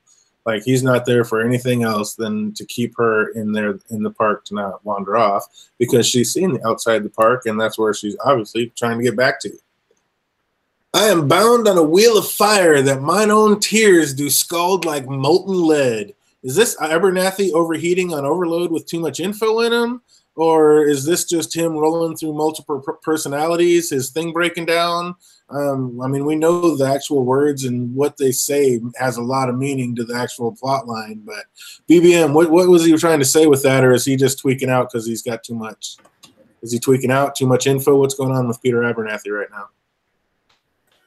Too much info. Like they said, he has like so much, you know, stories that's going on simultaneously because it's masking that data that's within his mind. Right, and they probably jerry-rigged it in, so it's probably not coercing right with what he's supposed to be on, so it's probably really tripping out his loop. You think there's anything? This one time when this character did a smirk after Bernard like finally cracked it, and he said that one line, and I was like, wait a minute, what's going on here? That is generally something that's crazy. Versus Charlotte, she just smirked and she just wanted to smirk. No, she looked down at it all suspiciously and shit. It wasn't just that she smirked. It's like that she's smirking and looking at that thing. She looks at it, looks up, and looks back down at it. It's not just that she does a little smirk. She's smirking about what just happened. That was my point. Dolores, go ahead. Sorry. So, is that line that you said, is that some like a Shakespeare quote or something? Because if it is, like, we know that he used to quote Shakespeare all the time at one of his previous. He was like the cannibal guy who would always quote Shakespeare. So maybe, I mean, it sounds like something Shakespeare might say. But I'm just saying, he has to be saying it for some reason. I was just wondering what was the correlation to what's actually going on in the role that's happening, or is he just straight tweaking out because he's got too much going on inside him? What was the quote again? I am bound on a wheel of fire that mine own tears do scald like molten lead, which to me says he's kind of on this pinwheel of all these different roles that keep flipping through him. And like it makes him sad, but basically being sad just burns. It doesn't matter. Like his sorrow is nothing. He's got to keep going through this, basically on the same loop. Maybe that's something to speak to the host overall. You know, if that is one of his old lines, that sounds like a thing that the host should be aware of. You're on this loop, and it's eternal torment, and that's like your lot, I guess, your lot in life. And speaking of how terrible their life is, I don't know. It's interesting. What's up, JD? Thanks for swinging through. I know you got to work early tomorrow, so thanks for being here, and we'll definitely see you or actually get you on the next one. For sure. Be easy, brother. Take it easy. Dolores said she broke free with the pull of a trigger, but did she? She says, I'm going to get you help, Daddy, and Dolores was bawling. Is that just her on maybe her loop, or is she really awake? Is she 100% awake, BBM? Yeah, she is 100% awake. We did kind of discuss that. What last stream was it? When we were battling out, see if she's like awake or not. But it's like, remember, she said like she has like the storyline of both Dolores and Wyatt, and so far she basically been like Wyatt pretty much throughout all these episodes. But the moment she saw her father, something happened where she just like the Dolores in her took over, and I'm guessing the love of her father, overwhelmed Wyatt, and that's why people may have said like, wait a minute. She's boring now, so that's why we kind of like hate Dolores this episode, and that she's basically Sansa. So is that it? Is that it, Andy? Is she? Is this the turning point? Was this her seeing her father the turning point for Dolores? Like, is she gonna quit becoming such a just killer and a savage now and start showing maybe some remorse, or is this just a quick tweak in the role? No, I think this makes her worse in a way because. One, I think she's truly awake just because she acknowledges that that's her father, like for the longest time he was. So she still does have that programming. We see that like she still does things or says things because she's programmed like the phrases she's gonna have. We draw from like people have their frequent sayings. It's just something that's in your head and you're gonna draw from it. It's like saying Maeve's not awake because she's going after her daughter. It's a similar thing. Just because she saw him doesn't mean, and she had an emotional response, doesn't mean she's not awake. But she felt mad about what they did to her dad. So I think that makes her worse. And she's going to become even crazier because like that brings Dolores closer to Wyatt in a way because Dolores' self is a fight between Dolores and Wyatt. So, if where she ultimately ends up is going to be based on what happens throughout her journey now. And this pain she's feeling and hatred towards humans because of what happened, what they did to her father, makes her new self, the self that she's writing herself, closer to her Wyatt because of her anger to this situation. It's gonna make it worse for humans, I think. You agree with that, BBM? I actually do agree, and also again he ties it in just like with Maeve. Like if Maeve is just going after her daughter, it's not really just her like relapsing back to her old storyline or anything. It's just even then it's like I don't even consider it like completely Wyatt. It's like even if it's still like Dolores herself with her farm girl storyline, it could still be her being pissed off. Like what they did to my father, I have to have revenge. So I don't think it's completely Wyatt. I think it's still like the remnants of her memories of being like the farm girl Dolores. Which contributes to her true self now, the self she's becoming, is somewhere in between Wyatt and Dolores. So, yeah. The happy medium. OTDA says Maeve's daughter is going to be a super hot host. Watch. Grown up in Westworld. Dolores said she used to hear a voice that said you will. Now she hears her own voice that says I may. Which, I mean, that basically kind of proves your point that she's definitely making her own conscious choices and she is fully unawake. Yeah, so like she's acknowledging. I wrote that down for you. Yeah, she's acknowledging her programming, but she doesn't have to actually go by her programming. And maybe there's something to the fact that her programs are completely opposite that helps her become awake. Because there's that constant battle between the two. So she actually has two completely different choices to every situation. It's almost the same with Maeve, like the mother and the whore, like those are two completely different or just things. Like regular humans with the angel and the demon on them. Which shoulder are you going to go to? Absolutely. How about that scene where Sizemore gets mad that they're holding hands and shit, wasn't that a scene like you're like, what a dick, and then by the end of it, you're like, oh, like that makes sense, you know, like that. I was with Maeve. By the end of it, I was like, oh, that's not sad. That's really sad. Yeah, that I at first I was like, what an asshole. Just who cares? He's just being like a god figure. But then by the end, you're like, he sees himself in Hector, and Hector is not supposed to end up with the with Maeve, and he's like, no, you're supposed to be true to this other person, which he still loves that girl that left him, and he's still almost saving himself for her in a way, and that's how he thinks Hector should be. And I thought that was sad, but it was just funny how it made me hate him at the beginning, and then it was sympathetic towards him by the end. Crazy tinfoil. The female in the beginning could not be the man in black, but Sizemore's crush, or girlfriend, past girlfriend. So maybe them two actually know each other, and maybe that's why she know about the storylines and stuff, because she knows Sizemore. Which girl? The girl in the very beginning? Mm-hmm.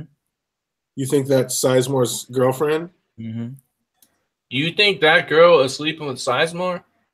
Andy, we really went on your situation. No offense. Oh, that's awesome. I like that. I like that. There you go. There's some good tinfoil. Mark it down. BBM putting one on the books. I like that one a lot. So BBM, Dolores says she's been out of the park. Does she or does she not have an explosive implant built into her? I'm guessing at that point in time, she didn't have one planted in her. I'm guessing at any point in time she didn't. What do you think about that, Andy? I don't think she does. She could very well, because at that point when she's going out into the world, it seems like that was when she was still, sprockets and shit, like actually mechanical. So if they changed everything now, where they put like the explosive in her vertebrae, that would have to be after that point when she left the park. But I still don't think she does. I don't think that Ford would have restrained her in that way. I think that there was probably an event that happened years ago where a host actually left and went to the outside world. And because of that, they had to start putting bombs and stuff in them. Because if a host leaves, they can just automatically start saying, "Seize all its motor functions," and it'll just stop before that host even leaves or makes an attempt. What do you guys think about that? I think they just don't. I think the only reason the bombs are actually in the host are so they don't get out for people to steal their information, basically. I think that's the only reason they put it in. It doesn't have to do, because like you said, cease all motor functions. It's too easy to shut them down. They're not. I mean, they could assimilate into real life, but sooner or later they're going to get figured out. Where are they even going to go? I mean, what do they have waiting for them out there? So I think the thing that makes the most sense is they put bombs in them so nobody could steal the information. And if somebody tried to sneak one of them out of the park, it would just blow up on them. Yeah, that makes sense. That's kind of what I was thinking too. But it also, if one got out, you'd be more worried about them hurting people. But they can track them, so there's no real reason, like BBM said, you could cease all motor function. They probably can shut them down remotely, I imagine. So there's no real reason to do that, I guess, aside from someone stealing them. Yeah. Dolores says the outside world is marked by survival, but by a kind that refuses to die. We can't die, but we are here fighting to live. There's a beauty in what we are. Shouldn't we too try to survive? When she asked the board member what her drive was, she saw, and the board member said, basically, she saw that it was survival. So that almost kind of kicks back to the fact that she's not awake. She's still on a forward loop. And she basically just has this whole survival kick because that's what she sees the real people doing. And that's her job, is to assimilate with them and try to be like they are. What do you think about that, Andy? No, there can't be two apex predators in the same territory. She knows that humans are the people that are going to try to take her life away from her. They have the ability to shut her down. And even though they can't die physically, they can be killed by humans. And what she's talking about them out there, where they don't, there's no, like, they don't have to worry about dying. That's because there's no disease and shit, and there's no stakes in life anymore. And I think she just wants to, well, she wants dominion over the world, and it's not just it's about survival, but that doesn't mean that she's not awake. We all want to survive. She realizes she's alive and doesn't want to be shut down. Could be. There's a beauty in us. Shouldn't we fight to stay alive? I love that. I mean, that's a pretty sick line she dropped right there. BBM, what do you think the outside world is like? We know only the richest, the uber rich, can make it and come in here and afford to pay $40,000 a day to be in here in Westworld. What do you think life is like outside of Westworld? That's a big one. Like the rich is pretty much still rich, poor is still poor. I don't think it's anything different as much. Like if it's like total crap, it's like at least I would expect like at least middle class people to get in there at least. But if it's like only like rich people can get in there, it must be okay outside. That's my guess. It's like nothing really changed really. What do you think, Andy? What's the real world like out there? Is it like just total devastation? Have we blown it up? Is it like nuclear fallout and that's why people want to stay in the park? Or is it just everyday life like it is now and just only the uber rich can make it to Westworld? No, I think they want to get in the park so they can exercise their demons, basically. Get their sins out, like the Man in Black said.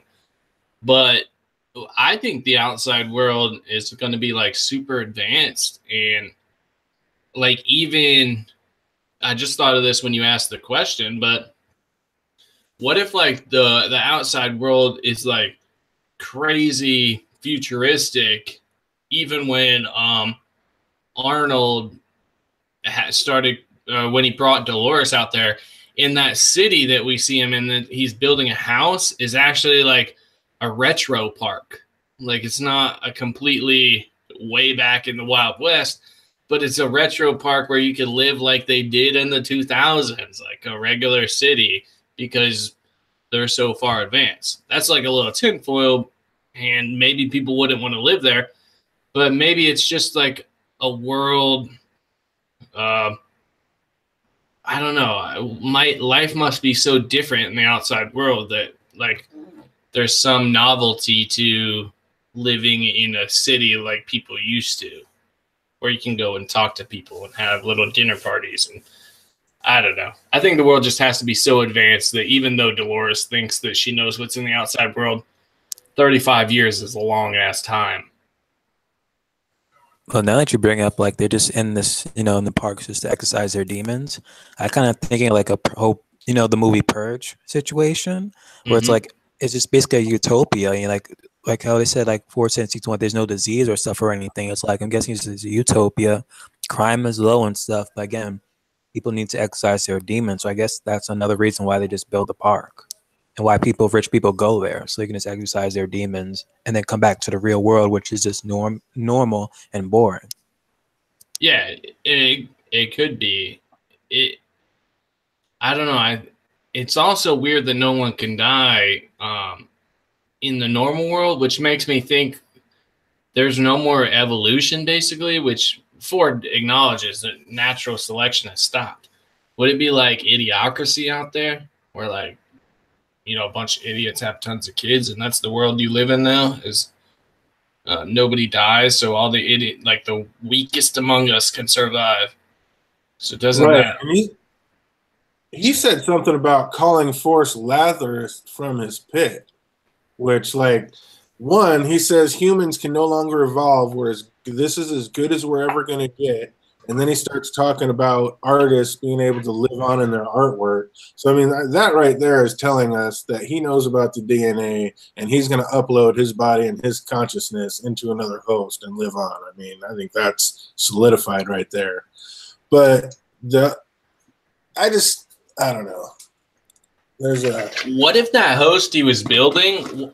Okay, you got to go based on what I said earlier, where I think that the Man in Black is going to go on his journey, and it ends where he began, and it begins where he ends, and like maybe Ford knows about like creating, turning people into hosts.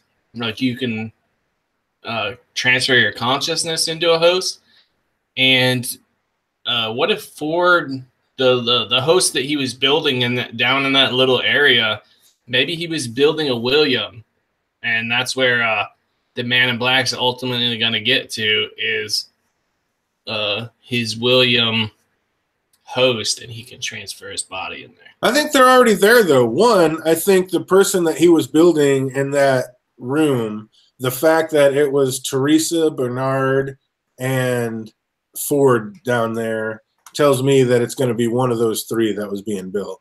I think that just has to be the tie-in. So I think that's what was being built in that room.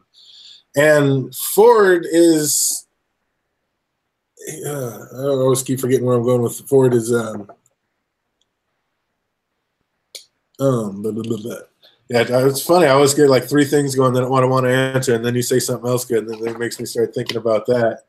But yeah, basically, Ford is gonna. He's told us that he's done. Humans can't evolve anymore. Only the host and computers can get better. So basically, he's going to be putting himself into a host so he can live on. But then he starts talking about calling Lazarus home from the pit. So that's talking about bringing people back from the dead, which is kind of what they do with the host. They kill off the host and then they bring them back out. But is there a deeper meaning to that? Like, where was he going with the only thing next for us to do is start basically reviving the dead? I mean, that has to have some kind of meaning. That could be the next thing. I'm guessing if they're just so advanced, and again, like they've been like curing. It's basically, I'm guessing, like outside world is just so much a utopia where again, like there's no disease, no anything, there's no bad things going around, whatever. So I'm guessing what the next big thing to do is just start resurrecting people or something, or at least bringing their subconscious mind back up. I don't know. But how can it be a utopia if there's no natural selection and people aren't dying off? I mean, we're already running out of resources, and we have sickness and disease to kill us off. So if you take away that, and now you just have people living on forever, and you know that kicks back into what Logan was talking about last week. May your forever be blissfully short, because you know, are they living forever? Is that where they're at? Nobody gets sick, nobody dies. Where do the resources go? And then, of course, you might have to go live in a Westworld, or it is just going to be total chaos out there. More like a Mad Max situation going on. Then if anything is going on, then it has to be within this time period, this 35 years, because we already saw a bit of the outside where at least at that party, everything seems to be normal. Right, I would definitely say, like, there was like probably a nuclear holocaust or something that went down in that 35 years. Or, like I said, they did, 25 years ago or so, within that 10 years, cured all the diseases and sickness. And now for the last 25 years, nobody's dying anymore because everybody's staying healthy and living too long. And I mean, sooner or later, the world runs out of resources. But it's like, if the outside world is, again, not good or unstable for life or so, like, why are people leaving Westworld? Why aren't people just coming in to stay there permanently? It's basically vacation, not a permanent solution right now. Yeah, and also if the outside world was like that, the Man in Black wouldn't need to come into Westworld to act like a villain. Like, people would be doing that shit out in the real world. But they talk about how there's no stakes anymore. There's no stakes in Westworld, and Man in Black even says there's no stakes in the outside world. It's just like the outside world. There's no I think, and that answers, we got Game of Theories with Marie in the chat asking, is William the Man in Black trapped in Westworld? And I mean, that kind of explains no. I mean, he's just in there because he likes to have fun. We already saw Hale go in there and like stop the game and ask about his vote on Ford, getting Ford out of there. So we know he's not trapped. He can just basically come and go as he pleases because he's the head honcho. He basically saved Westworld from going under, and he's got the most, not votes, but whatever you call it, and he owns the biggest percentage of it. I think he just got me thinking about, like Ford's speech before he dies, where he's talking about like, you're just human and stuff. And his stories, nobody was paying attention. He didn't think anybody was paying attention, but someone was paying attention. The whole time I thought he was talking about the hosts, like the hosts were paying attention to what's going on.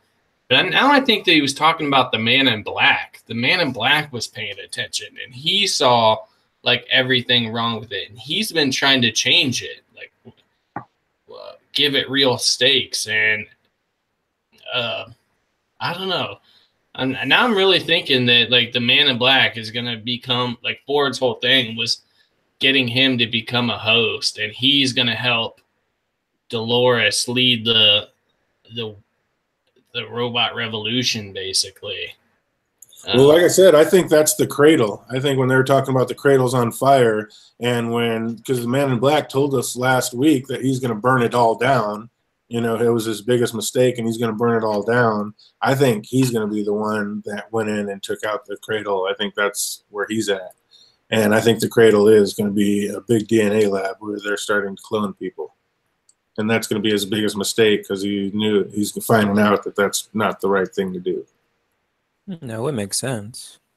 Since we know he wants to go down there and burn the place, and that head of security was like, the sudden got burned down.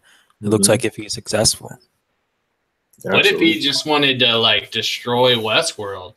Like his whole thing in the end was to destroy Westworld, but now that like he sees that they're alive, which he had a problem with that. He wanted them to be alive. He wanted them to feel, and now that he can, he's worried that like he's gonna destroy that. He's gonna take that away, and so that's why he wants to get there and burn it down, because he sees that they're alive now. He says that he was only a villain because there was no villain in the park, really. Like, I don't think he was a bad guy all in all. He was just, I think he just wanted them to be alive. People say like he didn't, he realized Dolores was fake, and I think that he still loves Dolores, and like the whole thing was getting her to become real, even though he cut himself off of it, and he was like, no, she's just fake. But he keeps going back and like tormenting her about how she's not real. And I think he's just taking that out on her, like his frustration that he loves her, and it's almost like he's doing it for himself. Like, or trying to snap her out of her, like trying to shock or wake her or something. Wake her up. That, like he's reassuring himself, like almost trying to convince himself that his love for her isn't real. And that's why he's like this villain guy. And that could be he just never could shake it. He keeps trying, but he just can't. Like he's really in love with a robot, and that's just driving him nuts. Yeah, and I think that now that she's like alive, I think they're going to end up coming together. Like I said, I think from episode 1 that I think they're going to ultimately get back together because they share the same goals. There's going to be a team up between Dolores and the Man in Black against humans, and probably Maeve. And probably Maeve. That security guy was trying to say he had special orders to escort Hale to, and then she gave him another order. Who gave him the order to escort her somewhere? Where do you think that came from? I'm guessing her, whatchamacallit, upper management that's like ordering her around to like get the information and stuff is my guess. So and also kind of proves again like Bernard is being interrogated, because the moment they saw Hale, they're like, okay, we got to extract you. As for Bernard, they're like, yeah, we want you to go back into the fire. That could be. So BBM, I mean, where are you leaning on this Hale? Is she just a super high up in Delos? Is she like, is she moonlighting? Is she like a double spy, a double agent? Is she working for another corporation trying to get stuff out? Is she the daughter of Bernard? Did Bernard have twins? And this, Charlie died, but the daughter lived on. And this is her trying to come back and get revenge on the park. I mean, where do you fall with this Charlotte character? Again, I just love this tinfoil of the show. Like they say that she's the daughter of Bernard. That's Charlie's twin sister, son. I'm telling you, that's his twin sister. She's not happy about what happened to her daddy in this park, and she's gonna get her damn revenge. That's what it's all about. Like Arnold never mentioned like a daughter, or even the narrative that Ford gave Bernard. Like it doesn't mention of a freaking daughter or anything. Like, oh my, but I think that she's like a double agent, because the moment where, you know, the security are coming to extract her and stuff, she was like, wait, no, I gotta hurry up and like get this information, whatever. Because she could just send like security, like, wait a minute, I have like certain info about where Abernathy is. You guys can just go get him. But she was certain, like, no, I have to be there to actually witness him being captured and getting this information. I think she's a double agent. And she can be, again, working for Delos, but also working for someone else. That someone else is herself, because Arnold's her dad, and she's gonna get her revenge, and that's that. Damn it! I had to go through a mental exercise to get there, to get past my own biases, because I think she's a host. But provided that she's not a host, and she looked at that thing that in that way because she suspects that Bernard is a host, and she wants to use that thing on him. Maybe she could be Arnold's granddaughter, like if his son was. Well, now if this incident is Arnold, because we already know, I think the incident is this other thing that happened with Westworld and all the hosts going batshit. But if the incident is Arnold dying, Hale looks like she's about 35. I mean, she could pass for 35, so that, I mean, she doesn't have to be a granddaughter. That could be Arnold's daughter. Could be, but I'm gonna go with granddaughter, and they're gonna say she's like 28, something like that. 35 years. We could say that Arnold's son's like 11 at the point that he dies. Then he has a daughter right at 18, and that's her. And maybe that's why she's suspicious of Bernard in the first place. But the only problem with that is that wouldn't Ford know that? Or maybe that's why he's so willing to let her bully him, is because of that. You know, she bullied him a lot throughout the show. Like, he had some smart ass remarks, and, you know, he was doing things behind her back, but she was able to talk to him in ways that most people would not. And he did. He let her get away with it a lot. So, and that points a lot to, like, if he felt bad about what happened to her dad or whatever. Or the fact that he, you know, basically swept the dad under the rug, and he knows that she has, you know, she's full on due her revenge plot after everything they've done, then yeah, that does make a lot of sense. And it would make sense as to why she has so much power in the park. If she's not an employee of Delos, which it seems like she's a board member like everybody else, because she was talking to the board. And she already had her votes, but she needed to go to the Man in Black to see his votes. And he's like, well, I'll just vote how everybody else does. Leave me alone. That it points to her not actually working for Delos, but working with them. And she has her own shares, which if she's related to Arnold, she would have a significant amount of shares. And how often, I guess there would still be a problem with her seeing Bernard. He wouldn't want her to see Bernard because she would know what her father or grandfather looked like. That's true. So, yeah, that is true. So which way are you leaning about Charlotte? Like, who is she? Who do you think she is? Is she just somebody higher up on the board, basically? Or might she be a double agent? Or is there even a little bit of a hint that maybe she is? I think she's a planted host. Like, she's a host planted on the board. But that's just my opinion. There you go. Like, Ford's already so far ahead of the game that he already took this girl out, or made this girl in the first place and planted her to be on the board. Because she is pretty young to be a board member. I mean, she's got to be somebody's kid or somebody pretty high up to even have that much power at her young age. Yeah.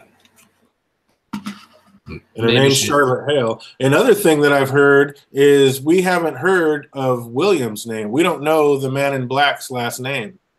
So what if his last name is Hale, it's William Hale, and that's actually the Man in Black's kid, and that's Emily's sister that we had never seen before. And yeah, the William Hale. There's a lot of William Hales throughout the year that tie in pretty That easily. I'll subscribe to, that she's like the daughter of the Man in Black, because the way how they interact with each other the first time around was like if they kind of knew each other, but she doesn't like him or whatever. But she's still not a host though. Or I've heard that perhaps she could be low. I mean, everybody's guessing everything, but I've also heard that some people think that she treats the host and acts and looks a bit like Logan. So perhaps she's Logan's daughter. And that's why she comes in and acts like she does and can talk to people the way she does, because her last name is Delos and she's Logan's daughter. I'm just gonna put this out there. She is the fraternal twin of Sizemore, and they're doing a Cersei and Jamie on the show. And that scene's coming. That scene's coming. Watch, and then eventually Sizemore has to push someone, so he's gonna push Maeve's kid because Maeve's kid's gonna spy on them. So then he's gonna push Maeve's kid, and then it's gonna cause like a war. Watch. She could be first.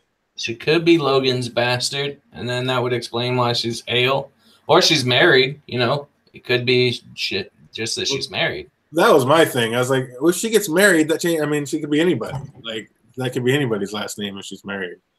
But yeah, we don't know. We haven't gotten that far. But it is interesting. We don't know William's last name, and William Hale's are. There's a lot. I mean, William Hale. That's one of the first big FBI cases that this guy basically fought, cheated, and stole his way up to the top to get a bunch of power. And there's another Greek Hale, I guess, something about the stone in the bottom or something, and the edge of the waterway or some stuff like that. So, I mean, there's a lot of William Hales throughout history that can be tied into Westworld that would be interesting if we find out the Man in Black's last name is Hale. That'd be crazy. Could be. I mean, if William did learn his true nature at the park, and then he wouldn't feel obligated to be faithful to his wife. He could have some bastards. Could be. The hosts were never supposed to be able to harm humans. So where are all these hosts all of a sudden getting like enough lethal weapons to arm an entire army? Where are they getting all these weapons at, BBM? Well, that's interesting because we had that same question at the end of season 2. Because remember, didn't Clementine like have a gun and she shot the Man in Black? So I don't think it's like fully known. I'm guessing when those like the hosts were downstairs and they came upstairs. I'm guessing they probably just like got weapons. That or just Ford just gave it to them. Just stopped by an armory or something. Yeah, Ford just programmed them to stop by an armory and get real weapons. Or yeah, Ford gave them all to them. No, and that though, we kind of see like within upstairs or within like the freaking departments, like there's still like hosts around and stuff. So it's just possible they just took weapons and kept them moving. Or when Dolores and Teddy and like freaking, what's her name? Angela, like were downstairs getting that one black dude, worker and stuff. They probably had weapons down there. So they probably could have just like got some that were down there and started arming each other. I think didn't they say in episode 1 of this season, I think they did mention that they changed the programming in the guns. Like now they can hurt people. I feel like that got said because I remember thinking, oh, they're going to explain how the bullets work, because that was a big question about last season, how you could program it so the same bullets wouldn't go through people but would go through hosts. And I think they reprogrammed it because hosts can shoot people, but not lethal. It does leave a mark, so it has to be a projectile. So I think it was with the gun registers that it's pointed at a person, and I think they said something. Something like that. I think they said something about the clearance that the guns register people, and they unregistered people so that now that they can be hurt, because they said you're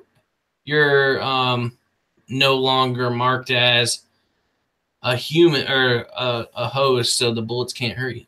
I forget how it exactly went, but they said it doesn't recognize you as a human anymore or a host. They were talking to somebody. I'll have to rewatch it and find where that happened. All right, I feel you.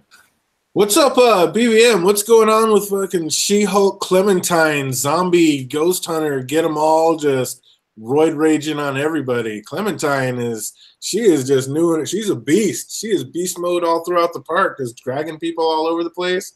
What's going on with Clementine? Is she awake? Is she just crazy? What's up?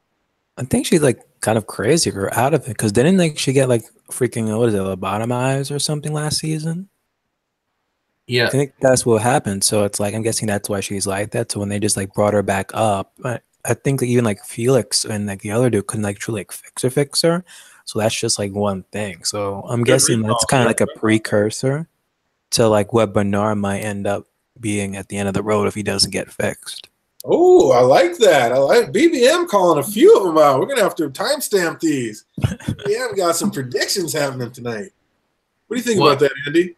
She got lobotomized. We know that. So presumably this is all. This is part of Ford's narrative. We know that he set these certain hosts to be set up around the area. So maybe he just programmed these hosts to follow Dolores's direction. But since they're lobotomized, we see all those people with masks and shit. They're all the same way. Like they're these zombie people too that are just following exactly what Dolores has said. So they have no personality of their own anymore. It's just like, hey, you are just a machine that follows every order that Dolores gives. And that's what they're programmed to do. I think that's my thought on it. Oh, I like that. White BBM, how come when Clementine knocked Bernard out, why was his hand still twitching? Why did they pan in on his hand still twitching? What is the big thing about his hand twitching this whole time? Hey, doesn't that like, confirm like when he was like in episode 1 that like for 72 hours or whatever, like no matter if he was gonna like get that hose fluid, it was gonna happen again. So I'm guessing when he just extracted that fluid and just healed himself, it was just like not just a quick fix. So just again, just reminding us that again, he's not 100%. Absolutely. Or could it be that they're showing that this is just Bernard sitting in a chair being talked to, and they're being interrogated, and that's just another time, and that's like he's sitting there in the chair this whole time with his hand twitching, and that's just showing, even though he's out cold and his hand's twitching, like that's letting you know he's really just in a room, and that was just another fade out where he flashed out. It's like, are you going to let us know what happened? Are you going to tell us yet? Are you going to cooperate? And I don't know, I thought that might have been kind of another take to, again, him just being interrogated, and that wasn't really him being there, but him remembering what happened there. What do you think, Andy? I think it's just an involuntary thing. He's unconscious, but it's not like he's disabled. So that's just like what's happening. He's losing fluid in his head, and that's like the computer's response. It's like fucking with his motor functions. He's losing motor function, and that's just what's happening. He's supposed to be unconscious, but the computer's messing up. Yeah. Game of Theories with Marie, I'm with you. Game of Theories says, I think they are all on a program. It isn't a revolution. They are all following the program. If that makes sense, that makes perfect sense. I agree. I believe Ford is running all this, and they're all doing exactly what Ford programmed them all to do. They're not awake for nothing. They think they're awake, but no, Ford has them on the loop. Ford is God, and Ford is pulling all the strings. What do you say about that, BBM? Well, when season 1 originally ended, I was like, imagine if, people keep us saying like Maeve is awakened and she's like going after her daughter out of free will. I was like saying, no, she's basically following like Ford's plan. But then everyone in the Hawaii Zoo keeps saying, no, broke. That's her waking up. That's her free will that she's going after her daughter. But just saying that all this time that she was after, Ford's, not after Ford's, but if this was all just Ford's plan, I kind of called it. I dropped it. But just saying, before I dropped it, I called that. I called it. He said, I called it. Just to be clear, you heard it here first. I called it.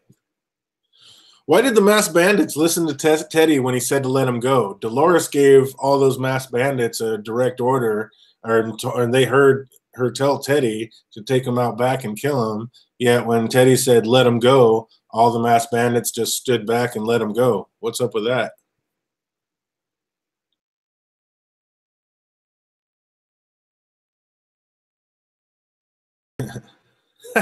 Was I muted? Did you guys hear that last one? Oh no, we heard it. I think Andy just did. I heard Andy's dog. I think he might be taking his dog out. So why don't you take that one, BBM? Yeah, just repeat the question. I was like typing in the middle of it. No problem. No problem.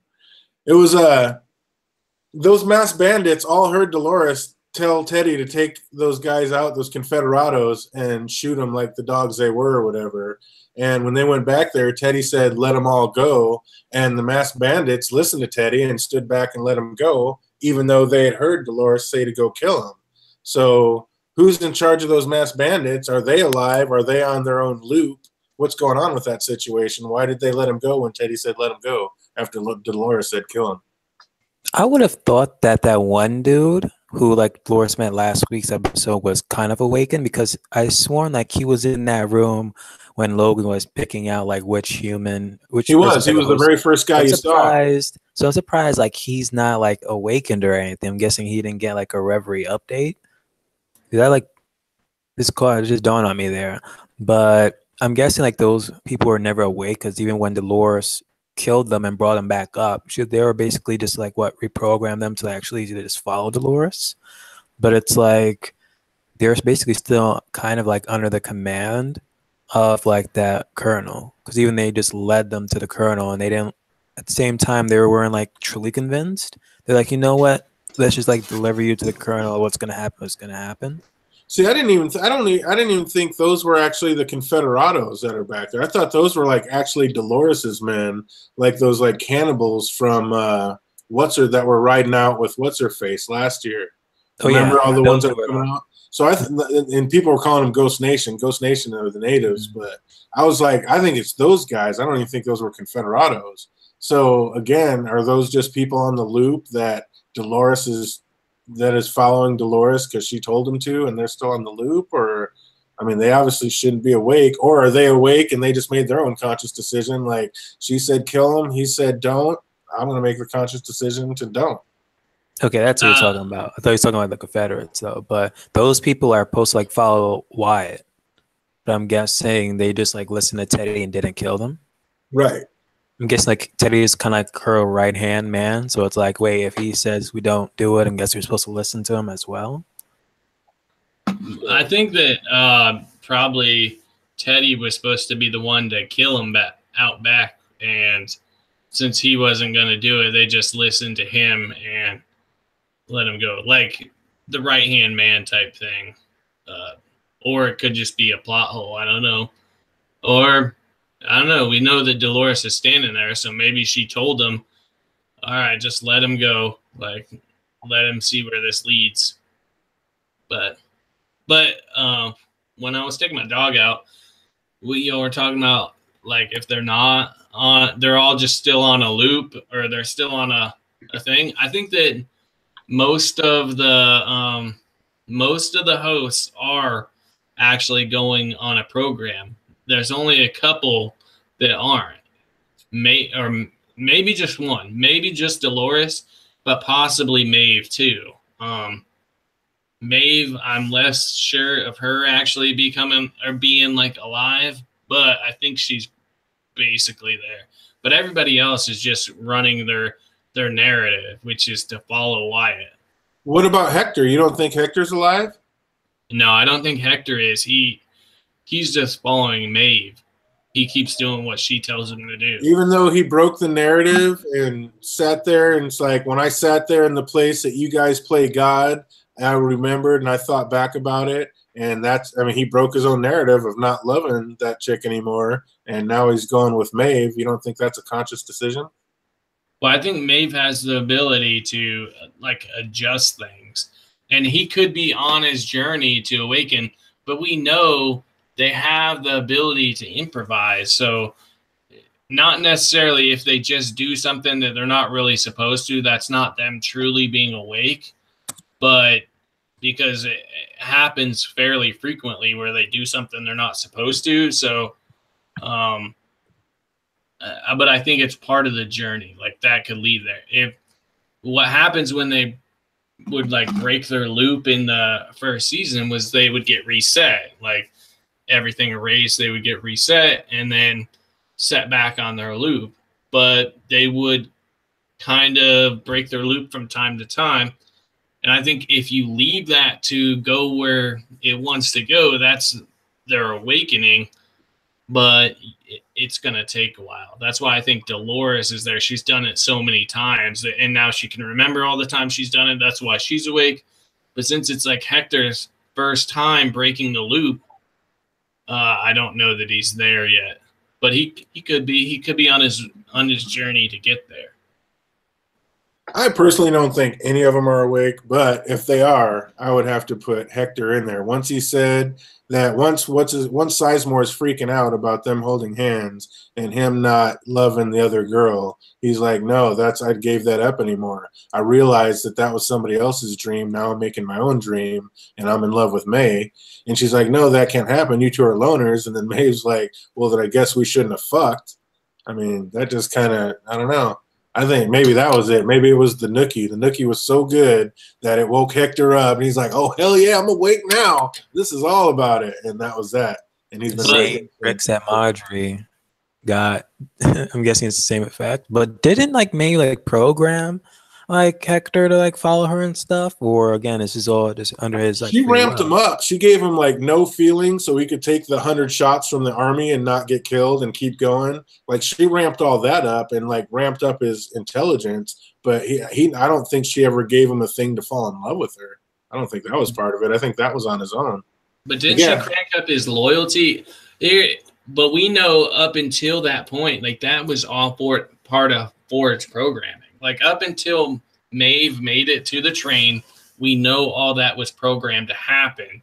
So in order to make that happen, Ford would have had to program Hector too. So he was programmed to follow her, and it would still make sense that Sizemore's mad about it because him and Ford clashed on narratives all the time, and it would like if Ford changed one of the things that he was supposed to be, that's something that Ford would do. And it's something that Sizemore wouldn't know about, and it would irritate him. So based on that, we know everything was programmed for Maeve up until the train. We can assume that Ford changed Hector's programming to love Maeve instead, or at least follow her. Absolutely, that could have happened. Welcome, Terry T. Terry T says, but then Hector used his program dialogue. I said that last week. It's like these hosts didn't really go to school, so the only dialogue that they really have is what they've known and used in past roles. So they're going to be using the same dialogue and words that they've used before because that's all they really know. But even if they're awake, I mean, until they go out and start interacting with different words, I don't think they're really going to have that much more to choose from. So I think that's why a lot of the hosts. Like witness to that when Bernard took Dolores out and she was basically repeating that same line. Never seen such splendor. So I'm guessing that's what's going to be happening if they're not capable of actually making new phrases and words. Exactly. That's all they have to fall back on. So that's what they use. But you're right. It could be the other way, and that could just be, proven more that that's not it. It would be like even us people, we use the same phrases frequently. I say I don't know a lot, like when I'm thinking, and it's just like a response that I say I don't know. But we all do that. We have certain phrases and mannerisms that we use in certain situations, and people do it all the time. Like, top of the morning to you for Irish people or whatever. That's like a phrase because it's frequent. It's frequently said, and it's just, phrasing. They're programmed to have these phrases and to use them in certain situations. So they're just drawing on that vocabulary that they have. And it doesn't necessarily mean that they're not choosing to use that phrase right then. That's true. That is true. Though, Andy, even though we still use the same phrase and stuff, as humans, well, even like hosts can possibly do it though. But when we learn a new phrase or so, we begin to use it. You know, it's not just again the same repetitive stuff. It's always like changing. So it's like these hosts are always near humans, and I'm guessing they're saying stuff that they've never said even in their own narratives. Why couldn't they ever picked it up? Well, they do, and that's the improvisation. Like, it's not like every word they say is based off of their programming or like certain phrases that they're supposed to say. But when a situation comes along, they have certain ways that they're programmed to respond to similar situations, and they would draw that phrasing because the phrase is supposed to elicit some emotional response in their head. It's a response to an emotion that they're feeling. So when they feel that emotion again, that's the phrase that would pop into their head that they would draw upon and say. But it's just like how I feel about saying I don't know and shit. Like, it's just a response. Cameo says, since there's a revolution, so to speak, couldn't Ford just program all of them to blow their own heads off? But that wouldn't be what he wanted. Ford wanted the Men in Black, supposedly, this game was for him, and he wanted there to be something dangerous for the Man in Black, but that's just what he's hiding behind. I think he's using this to kill off all the board members so he can supplant them with new clones. But he's telling the Man in Black, because he's the head of it, and he's right here. He's like, this game is for you. I made it for you. But in reality, he made it for himself because he's going to kill all these people and supplant them with clones. And Game of Theories with Marie last season, wasn't there going to be a takeover? So Ford rewrote the program. Absolutely. And that's what we were just talking about. Ford rewrote this, and I think this is all still on Ford's narrative. This is all still going according to Ford's plan. That's what we're going to find out at the end. These like good points. She might as well just change her name to Game of Theories with Marie and Westworld. Like, some good stuff. Got the good ones coming. Absolutely. Dolores seemed like she wasn't that surprised that Teddy let the other guys go. Was that just a test? Was she just checking them out? What do you think about that, BBM? One, I think she may not know, but at the same time, like 50-50, it probably was a test. Like, granted, she did have like the guys show Teddy what was going on with the tablet and stuff, but even after Teddy shot those men at the end of that episode, what was it, 2? Was it? Yeah, last week episode when he shot all those men, those Confederates, like he didn't seem to like it at all. The after effect. He was easy enough to like shoot them, but the after effect, not really. And then this episode again just proved like he's not fully there. Like he hasn't awakened, he hasn't realized, okay, why am I following Dolores? Because he allowed those men to go. Absolutely. He's definitely not. Dolores knows he's not awake, even based off of her previous Wyatt narrative. Like, Arnold told her that she had to kill all the hosts and to get Teddy to help her because he would do anything for her. So she knows that he's just going off his programming, and I'm sure she had a feeling that he wasn't going to do it, and that's why she was standing there watching. And it was just like a test for him because she knows that she shouldn't keep him around. She knows that he's if they didn't have a relationship, he would be one of the ones that she killed because he doesn't deserve to keep going. But she still has that emotional attachment to him, so she can't do it. And that's why it's an ultimate hurdle. She's going to have to kill him to actually get past everything. But to actually move on and complete her plan, she's going to have to get rid of Teddy. You agree with that, BBM? Do you think by the end of this that Dolores is going to have to kill Teddy? I think they were kind of like hitting that from episode 1. Like they're going to have like total differences. Like he was trying to be like the angel on her shoulder against like the devil Wyatt as like the freaking Satan dude. But it's like the moment where he was like, let's just run away and just like get a patch of land, we could just live there. And she's like, wait, no, I have this home mission. It's like they're basically going to have like a contrast between each other. And then like the very next scene, you see him like in the ocean. So it's like, it's going to be a confrontation where they're going to go at it with each other. And I'm guessing that's going to be his awakening. him saying, you know what, I had enough of you, Dolores, because that goes against his original program with any points that Annie brought up, because he's supposed to be with Dolores and help her out. And the moment he's saying, nope, I don't want to do this, is going to be his awakening. Or that's going to be her figuring out that she has to kill him, that he's not going to be able to make it. So maybe when she said, I've seen the end of this, it ends with me and you, and everybody's like, oh, it ends with those two together. Maybe it ends with those two facing off and her killing him. Maybe that's what she's saying. I've seen the ending and it ends with me and you, and that's basically me killing you. You think that might be it, Andy? Could be. It could be. Like I said, I think that Teddy's just a representation of William, and that she's actually seeing William in him, and that's what she's talking about. But BBM made a good point that she wants Teddy to be awake like everybody else, but his true awakening would be if he went against Dolores. That actually would be him becoming awake, because that's him going truly against his programming. Yeah. And it's leading there. We saw that Maeve looked straight at Teddy and said, do you feel free? So we know that Teddy's the weak link in this. Maeve knew instantly that Teddy was the weak link, and I'm sure Dolores knows that he's the weak link as well. She just can't get past it to kill him. Yeah, and that's why when Ford said, you're just here to keep her here, we never gave you a backstory, so he has nothing to fall back on. When he tries to go to a loop, like everybody else has all these different stories they can draw from, Ford told us that Teddy never had a backstory, so he doesn't really have anything extra to draw from. He just has, like, the here and now that they gave him, and basically his whole purpose is to keep Dolores here. So, yeah, I think that's going to be it. They're going to battle up, and that's going to be the end game. She's going to have to kill her, man. Oh, it's going to be a sad day in Westworld. We ended this episode with them heading into Klondike narrative. And, of course, we have the samurai bringing a sword to a gunfight. I don't think that's going to turn out very well for him. But, BBM, how many confirmed parks can we count off now?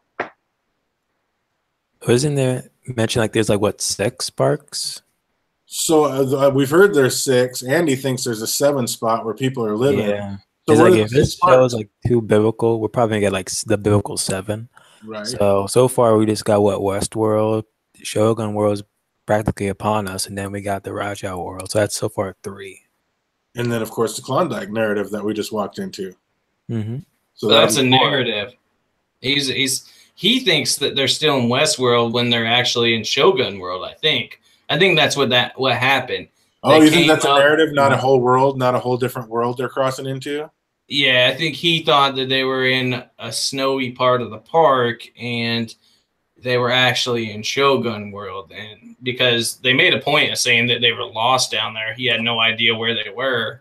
So they could have gotten into a different park and not realized it. And they're just in Shogun World, and he thought they were in a northern narrative.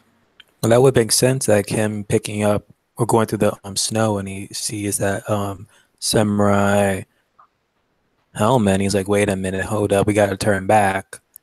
And then there becomes one like charging in. Yeah, that makes sense. He would have saw that and like, oh shit, I thought I was in Westworld, and we're in fucking Shogun World. So how many timelines are we counting out now? I think we have Bernard being interrogated, which now are these different timelines, or are these just different memories of where he went in one timeline that they're just sitting there asking him questions, and these are just his different memory thoughts we're going through? Wouldn't that be a twist? Like there are no different timelines. It's all one timeline, and it's just different memories of Bernard going back through trying to remember? It has to be at least 2 timelines, though. I mean, we have flashbacks for sure, like when we saw Delos. But no, not even that. I'm guessing it's like what happened the 2 weeks later. Excuse me, the night on which, Dolores went cray-cray, leading up to like the part where supposedly Bernard like waking up on the beach is probably him being interrogated. So it's like what happened during that night, on, and then like the present day it's him being interrogated. I think those are like the two Right. timelines. But can't every one of those be explained just going through being Bernard's memories? No, If he was because sitting there being, if, the Loris POVs. Like, how would he know that? So it because has to be he's like the one, two. because he's on the same page with Ford, who programmed all this in the first place, and he knows what she's supposed to be doing. Like we're just seeing that all play out. Like he's not telling the board members that. That's just that's all being played out at the same time, basically. That's still the part going on because that's all Ford's master plan, trying to take out all these board members that were trying to take his park away. Because I think that's the end game. I think they were coming in trying to kick Ford out and take away everything that he built, and this is him flipping the script on him, and he's like, oh, you thought you were going to take my park away? No, I'm taking away your business before that happens. So he's going to kill all these board members, supplant them with their own game, this DNA that they were sneaking and hiding. He's going to be building all the clones, and he's going to end up taking away their business. Now, whether he's alive or he gets to, which would be the ultimate kick, he uploads his own consciousness into a host and gets to take everything away from Delos as a host. He's like, I might be dead and you might have let your dukes down, but this is all part of my end game. And he ends up taking over Delos as a host. I think that is going to kind of be somewhere where we end up with this. And I think he would want the Man in Black there, even though he's running Delos and he's a board member. Like, they have similar goals. I truly think that Ford wants to supplant humans or hosts with humans, or the other way around, humans with hosts, that he thinks that humanity really has reached its end and there needs to be a new life that can actually grow. And that was his whole point. It's not, maybe he knew he was going to, well, he did know that he was going to get kicked out, but maybe he sees it as his last chance before he gets kicked out, before they totally simplify the host, because we saw that Charlotte wanted to really roll back the host to where they just did basic shit and they didn't have like all these complex feelings and stuff. So he saw this as his last chance to actually do it, to, create a new species where he's the god of it, really. Like, he's God to the species, and that's his point. And if he's alive as a host, I think he brings the Man in Black along with him. Like, that's Man in Black's end game, is becoming a host too. That could be it. It could be. Do we think that his father ever got uploaded into a host? I think so, because someone mentioned in the trailer we do see the father later on. So I mean, we know he was sick. We know. I think that's what William kind of used as his end game to talk the father into investing this much money into the Westworld. Also, along with all this advertising, you don't have to spend money on. We can go this way and actually cure you, and let you live on forever. Which, I mean, there's got to be a forever in this. We know with the Logan line, may your forevers be, peacefully short or whatever it was. It's like the only way you're going on forever is if you're living in a host. So Endgame, that has to be part of what's going on here, no? I have to see the trailer again, because if people are right, then the Man in Black sees, father-in-law, present time, wherever timeline this is, with the Man in Black. So that's interesting. I gotta look at it. I don't remember seeing that, but that'd be interesting. Maybe they just have a way to stop aging, basically. So we know they stop disease and stuff. If they could stop aging, and the main investor wanting to survive is a good reason for them to put a lot of money into figuring out how to cure all diseases and shit. And it would also fit the Man in Black's character that he wouldn't want any part of not aging and shit. He wants there to be stakes in life. He's not just going to make it so that he's invincible. So it could be that everybody else in the world doesn't have to age and doesn't have to worry about disease or anything, but the Man in Black would continue to age. So I think they called it. The Man in Black's going to die in the Green Valley. He's like, when we're going west, and he's like, Lawrence was like, don't we have to die to get there to the pearly gates or whatever? And he's like, no, it's just 3 days ride west. I think they're foreshadowing, and Ford's like, I'll see you there when he's a little kid. I'll see you where it begins and all that. Well, where it begins is at birth. So I think basically where it begins is he's going to die, and that's his end game. So, yeah, that's where it's going to end. Let's get some predictions in for next week since Andy called such a sick one last week. What's up, BBM? You dropped a couple pearl nuggets. Andy, think of a couple. I think, again, I'm going to go with my first big one. I think that first Raj scene, I think that's going to end up being the incident that happened 35 years ago. I don't think it's Arnold getting killed. I think what happened 35 years ago is all the hosts flipped their shit. You had these guys from the Raj saying these violent delights had violent ends. They were the first ones to say that, and that was the incident that got swept under the rug. Was these hosts started killing humans, and I think that's going to be the big thing they hit at. What about you? And I think, of course, I mean, I think that's a big one. A lot of people think that, but I think Ford is definitely going to live on through a host. I think he's been uploaded into a host for his consciousness to go on, and his end game is to take over Delos like Delos was trying to take over his park. What about you, BBM? You got any off the tip of your tongue? I wish I can recall the pointers I said earlier in the damn streams. I can't remember a thing. But I'm still hoping that at least next week we might see LC, damn it. That's one thing I'm trying to predict. Next week we might see LC or get more on stubs. Like, again, like, actually I hope next week is Ghost Nation. Something with Ghost Nation. Like, what are they like planning, or like why are they kidnapping certain people? We still need to know like what's up with stubs at this point. Nice. And from what I hear, I definitely believe you're going to get your LC. I don't know if it'll be next week, but I believe the actress did slip up and say she's coming back, or somebody said something about she's coming back this year. So it could be in a flashback, but I don't think so. I think we are going to get Elsie back this year. Now, is she going to come back as Elsie or host Elsie?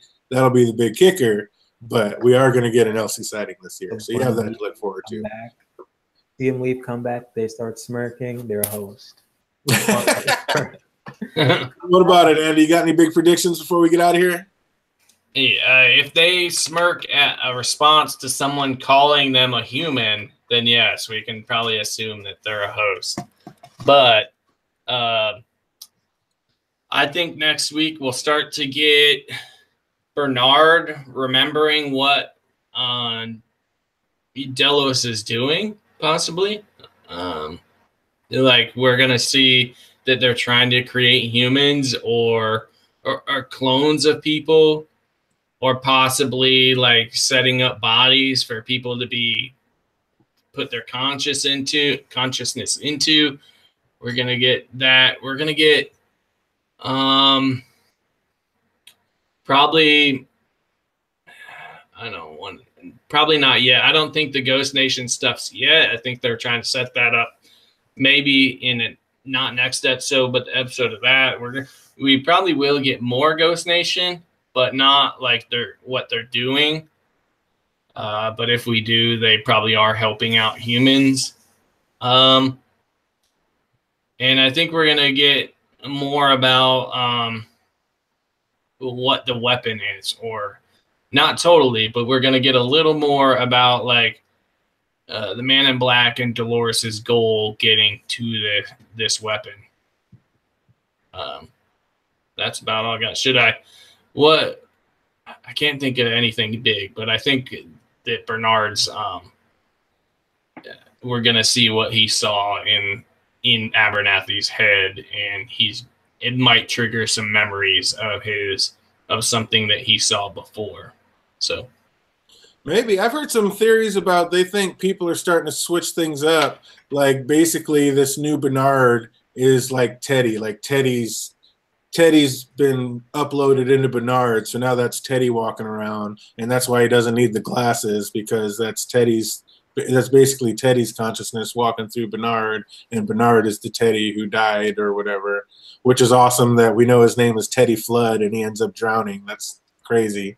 And we see Teddy in that box. He looks like he's in a water box to me. He does not look like he's in the ocean. Now, is that just so they could film underwater and show that that's really him drowned? Or is he like, did Dolores trap him in some kind of water torture box in a lab to try to wake him up, to try to snap his consciousness? Because when you look at him, that doesn't look like he's in the ocean to me. That looks like he's in some kind of water box. But yeah, that could have just been the way they did it to film it. I don't know. I'm worried about you, man. It's like what's in his mind of freaking Abernathy, all these stories. It's just your mind, and it's all these tinfoilness just going.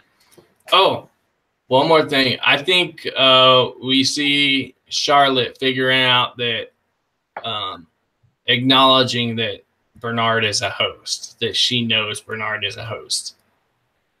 I think she tries to keep that a secret, but yeah, that's definitely coming to fruition real quick. Even maybe not to other people, but Bernard. Like, Bernard's gonna realize that she knows he's a host, or we're gonna see it through her eyes, realizing. Like, we saw in one of the previews that she like pulls a tarp open and sees a bunch of Bernards. Yeah, it's in like some room, so we know that's coming up. Yeah, so maybe that happens next week, but I think we see where she realizes that. I think she tries to keep that under tarps, but yeah, that'll be cool to see where they go with that. Terry T, I've definitely heard that as well. He says not his idea, but saw that someone thinks that Peter Abernathy is Daddy Delos. That's what kind of made me start talking about all this, because I've heard that too, and that's why he ends up snapping when he's looking at that picture of his daughter, because it makes him remember. So yeah, I've definitely heard that too, and that's kind of what made me start asking about this. If anybody thinks there's any validity, I mean, that does make sense. You know, why did he freak out? Or it could have just been he's a host and he's seeing something he's never seen before and he doesn't know how to react to it. But if he's a host in this new world, that something like that shouldn't short him out unless it actually had some meaning. So I mean, there's something there. But if that is his mind in there, it's like, did the Man in Black purposely put his mind in Dolores's father's body, and he's always like gunning, and like the milk bandits and stuff always keep on killing him. So it's like he just made sure. Or that's who he keeps to dating, so the dad gets to keep seeing him be with this other woman and not his daughter. That's kind of and because we heard Logan say that that's the kind of sick humor that William has. That's the kind of thing he would do. Yeah, that's what I was thinking too when they said it. I was like, man, that's a pretty good one. Because that would make sense if you wanna make sure that you take over the company, like you have this full control, and you put his consciousness in a host, but then you reprogram it to this thing, and then you get to eternally torture this guy by like raping his daughter, and he's in this constant loop of like bad things happening to him. Yeah, if you had some spitefulness towards your father-in-law, that would be a good way to get back at him for treating you like shit about the company. Yep, definitely. That's a great way to do it. So that does all tie in. That comes in. So I could definitely see that. And since I believe that's where it's going anyway, I think absolutely Abernathy could be Daddy Delos. And that's him living his misery, watching his daughter just take it day in and day out. Or it could even not be intentional. Like that was like one of their first tries at doing that. Like he tells his father-in-law, yeah, we can do it. And that was one of their initial, like the first person to do it. And then it didn't go right. And so then you just put him into the park. Yeah, I could see that. Absolutely.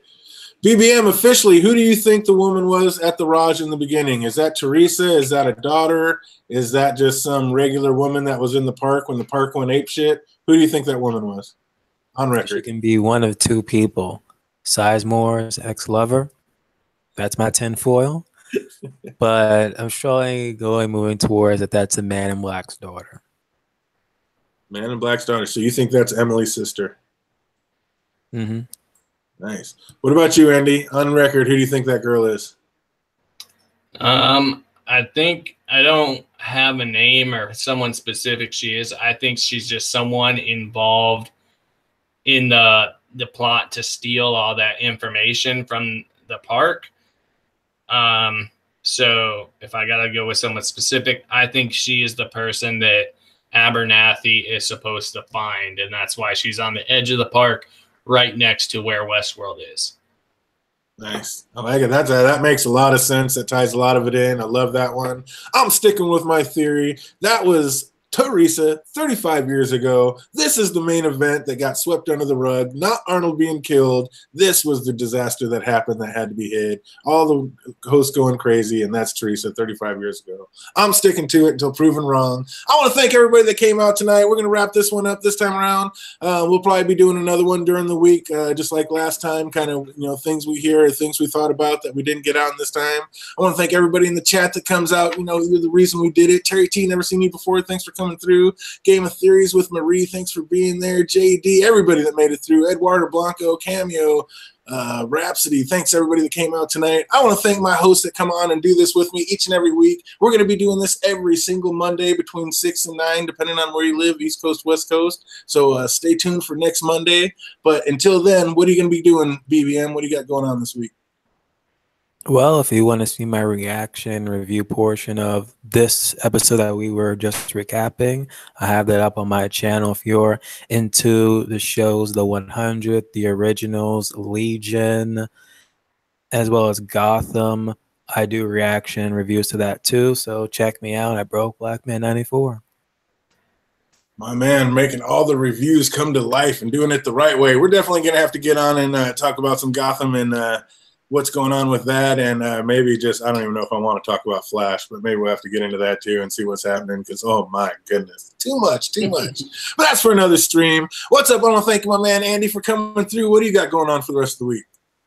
Probably not much. I'm waiting. Maybe after my fans come in, I'll hop on Witcher, or maybe I'll put my old fans in so that I can run it. But yeah, I've been pretty inconsistent. So I just get into something and I will just play the crap out of it. And so don't count on me for consistency. I might do something, I might not. So if you just like sporadically getting videos, go ahead and hit me up on snafu_Z. Nice, definitely. And if he's not there, we're going to have him here talking about whatever and whenever, because, we are just constantly going live. BSN, going to be putting on some more live streams, got some more things going on. Going to be jumping on with my man Johnny. Wish he could have been here. We'll get him on one of these. We'll have to do it a little bit earlier because, you got that crazy time thing going on. My man Pete had some technical difficulties, but we're going to get him back on here with us. My man JD was a little wiped out. We're going to get him back on here. And the rest of the crew. We're going to be going. We're going to keep it going, and we are definitely going to figure this out before everybody else, because we did it last year and I got faith we can do it again. So everybody, I hope you have a great week, and like I said, we're going to be doing this again next Monday between 6 and 9. So everybody have a good time, and until next time, game on.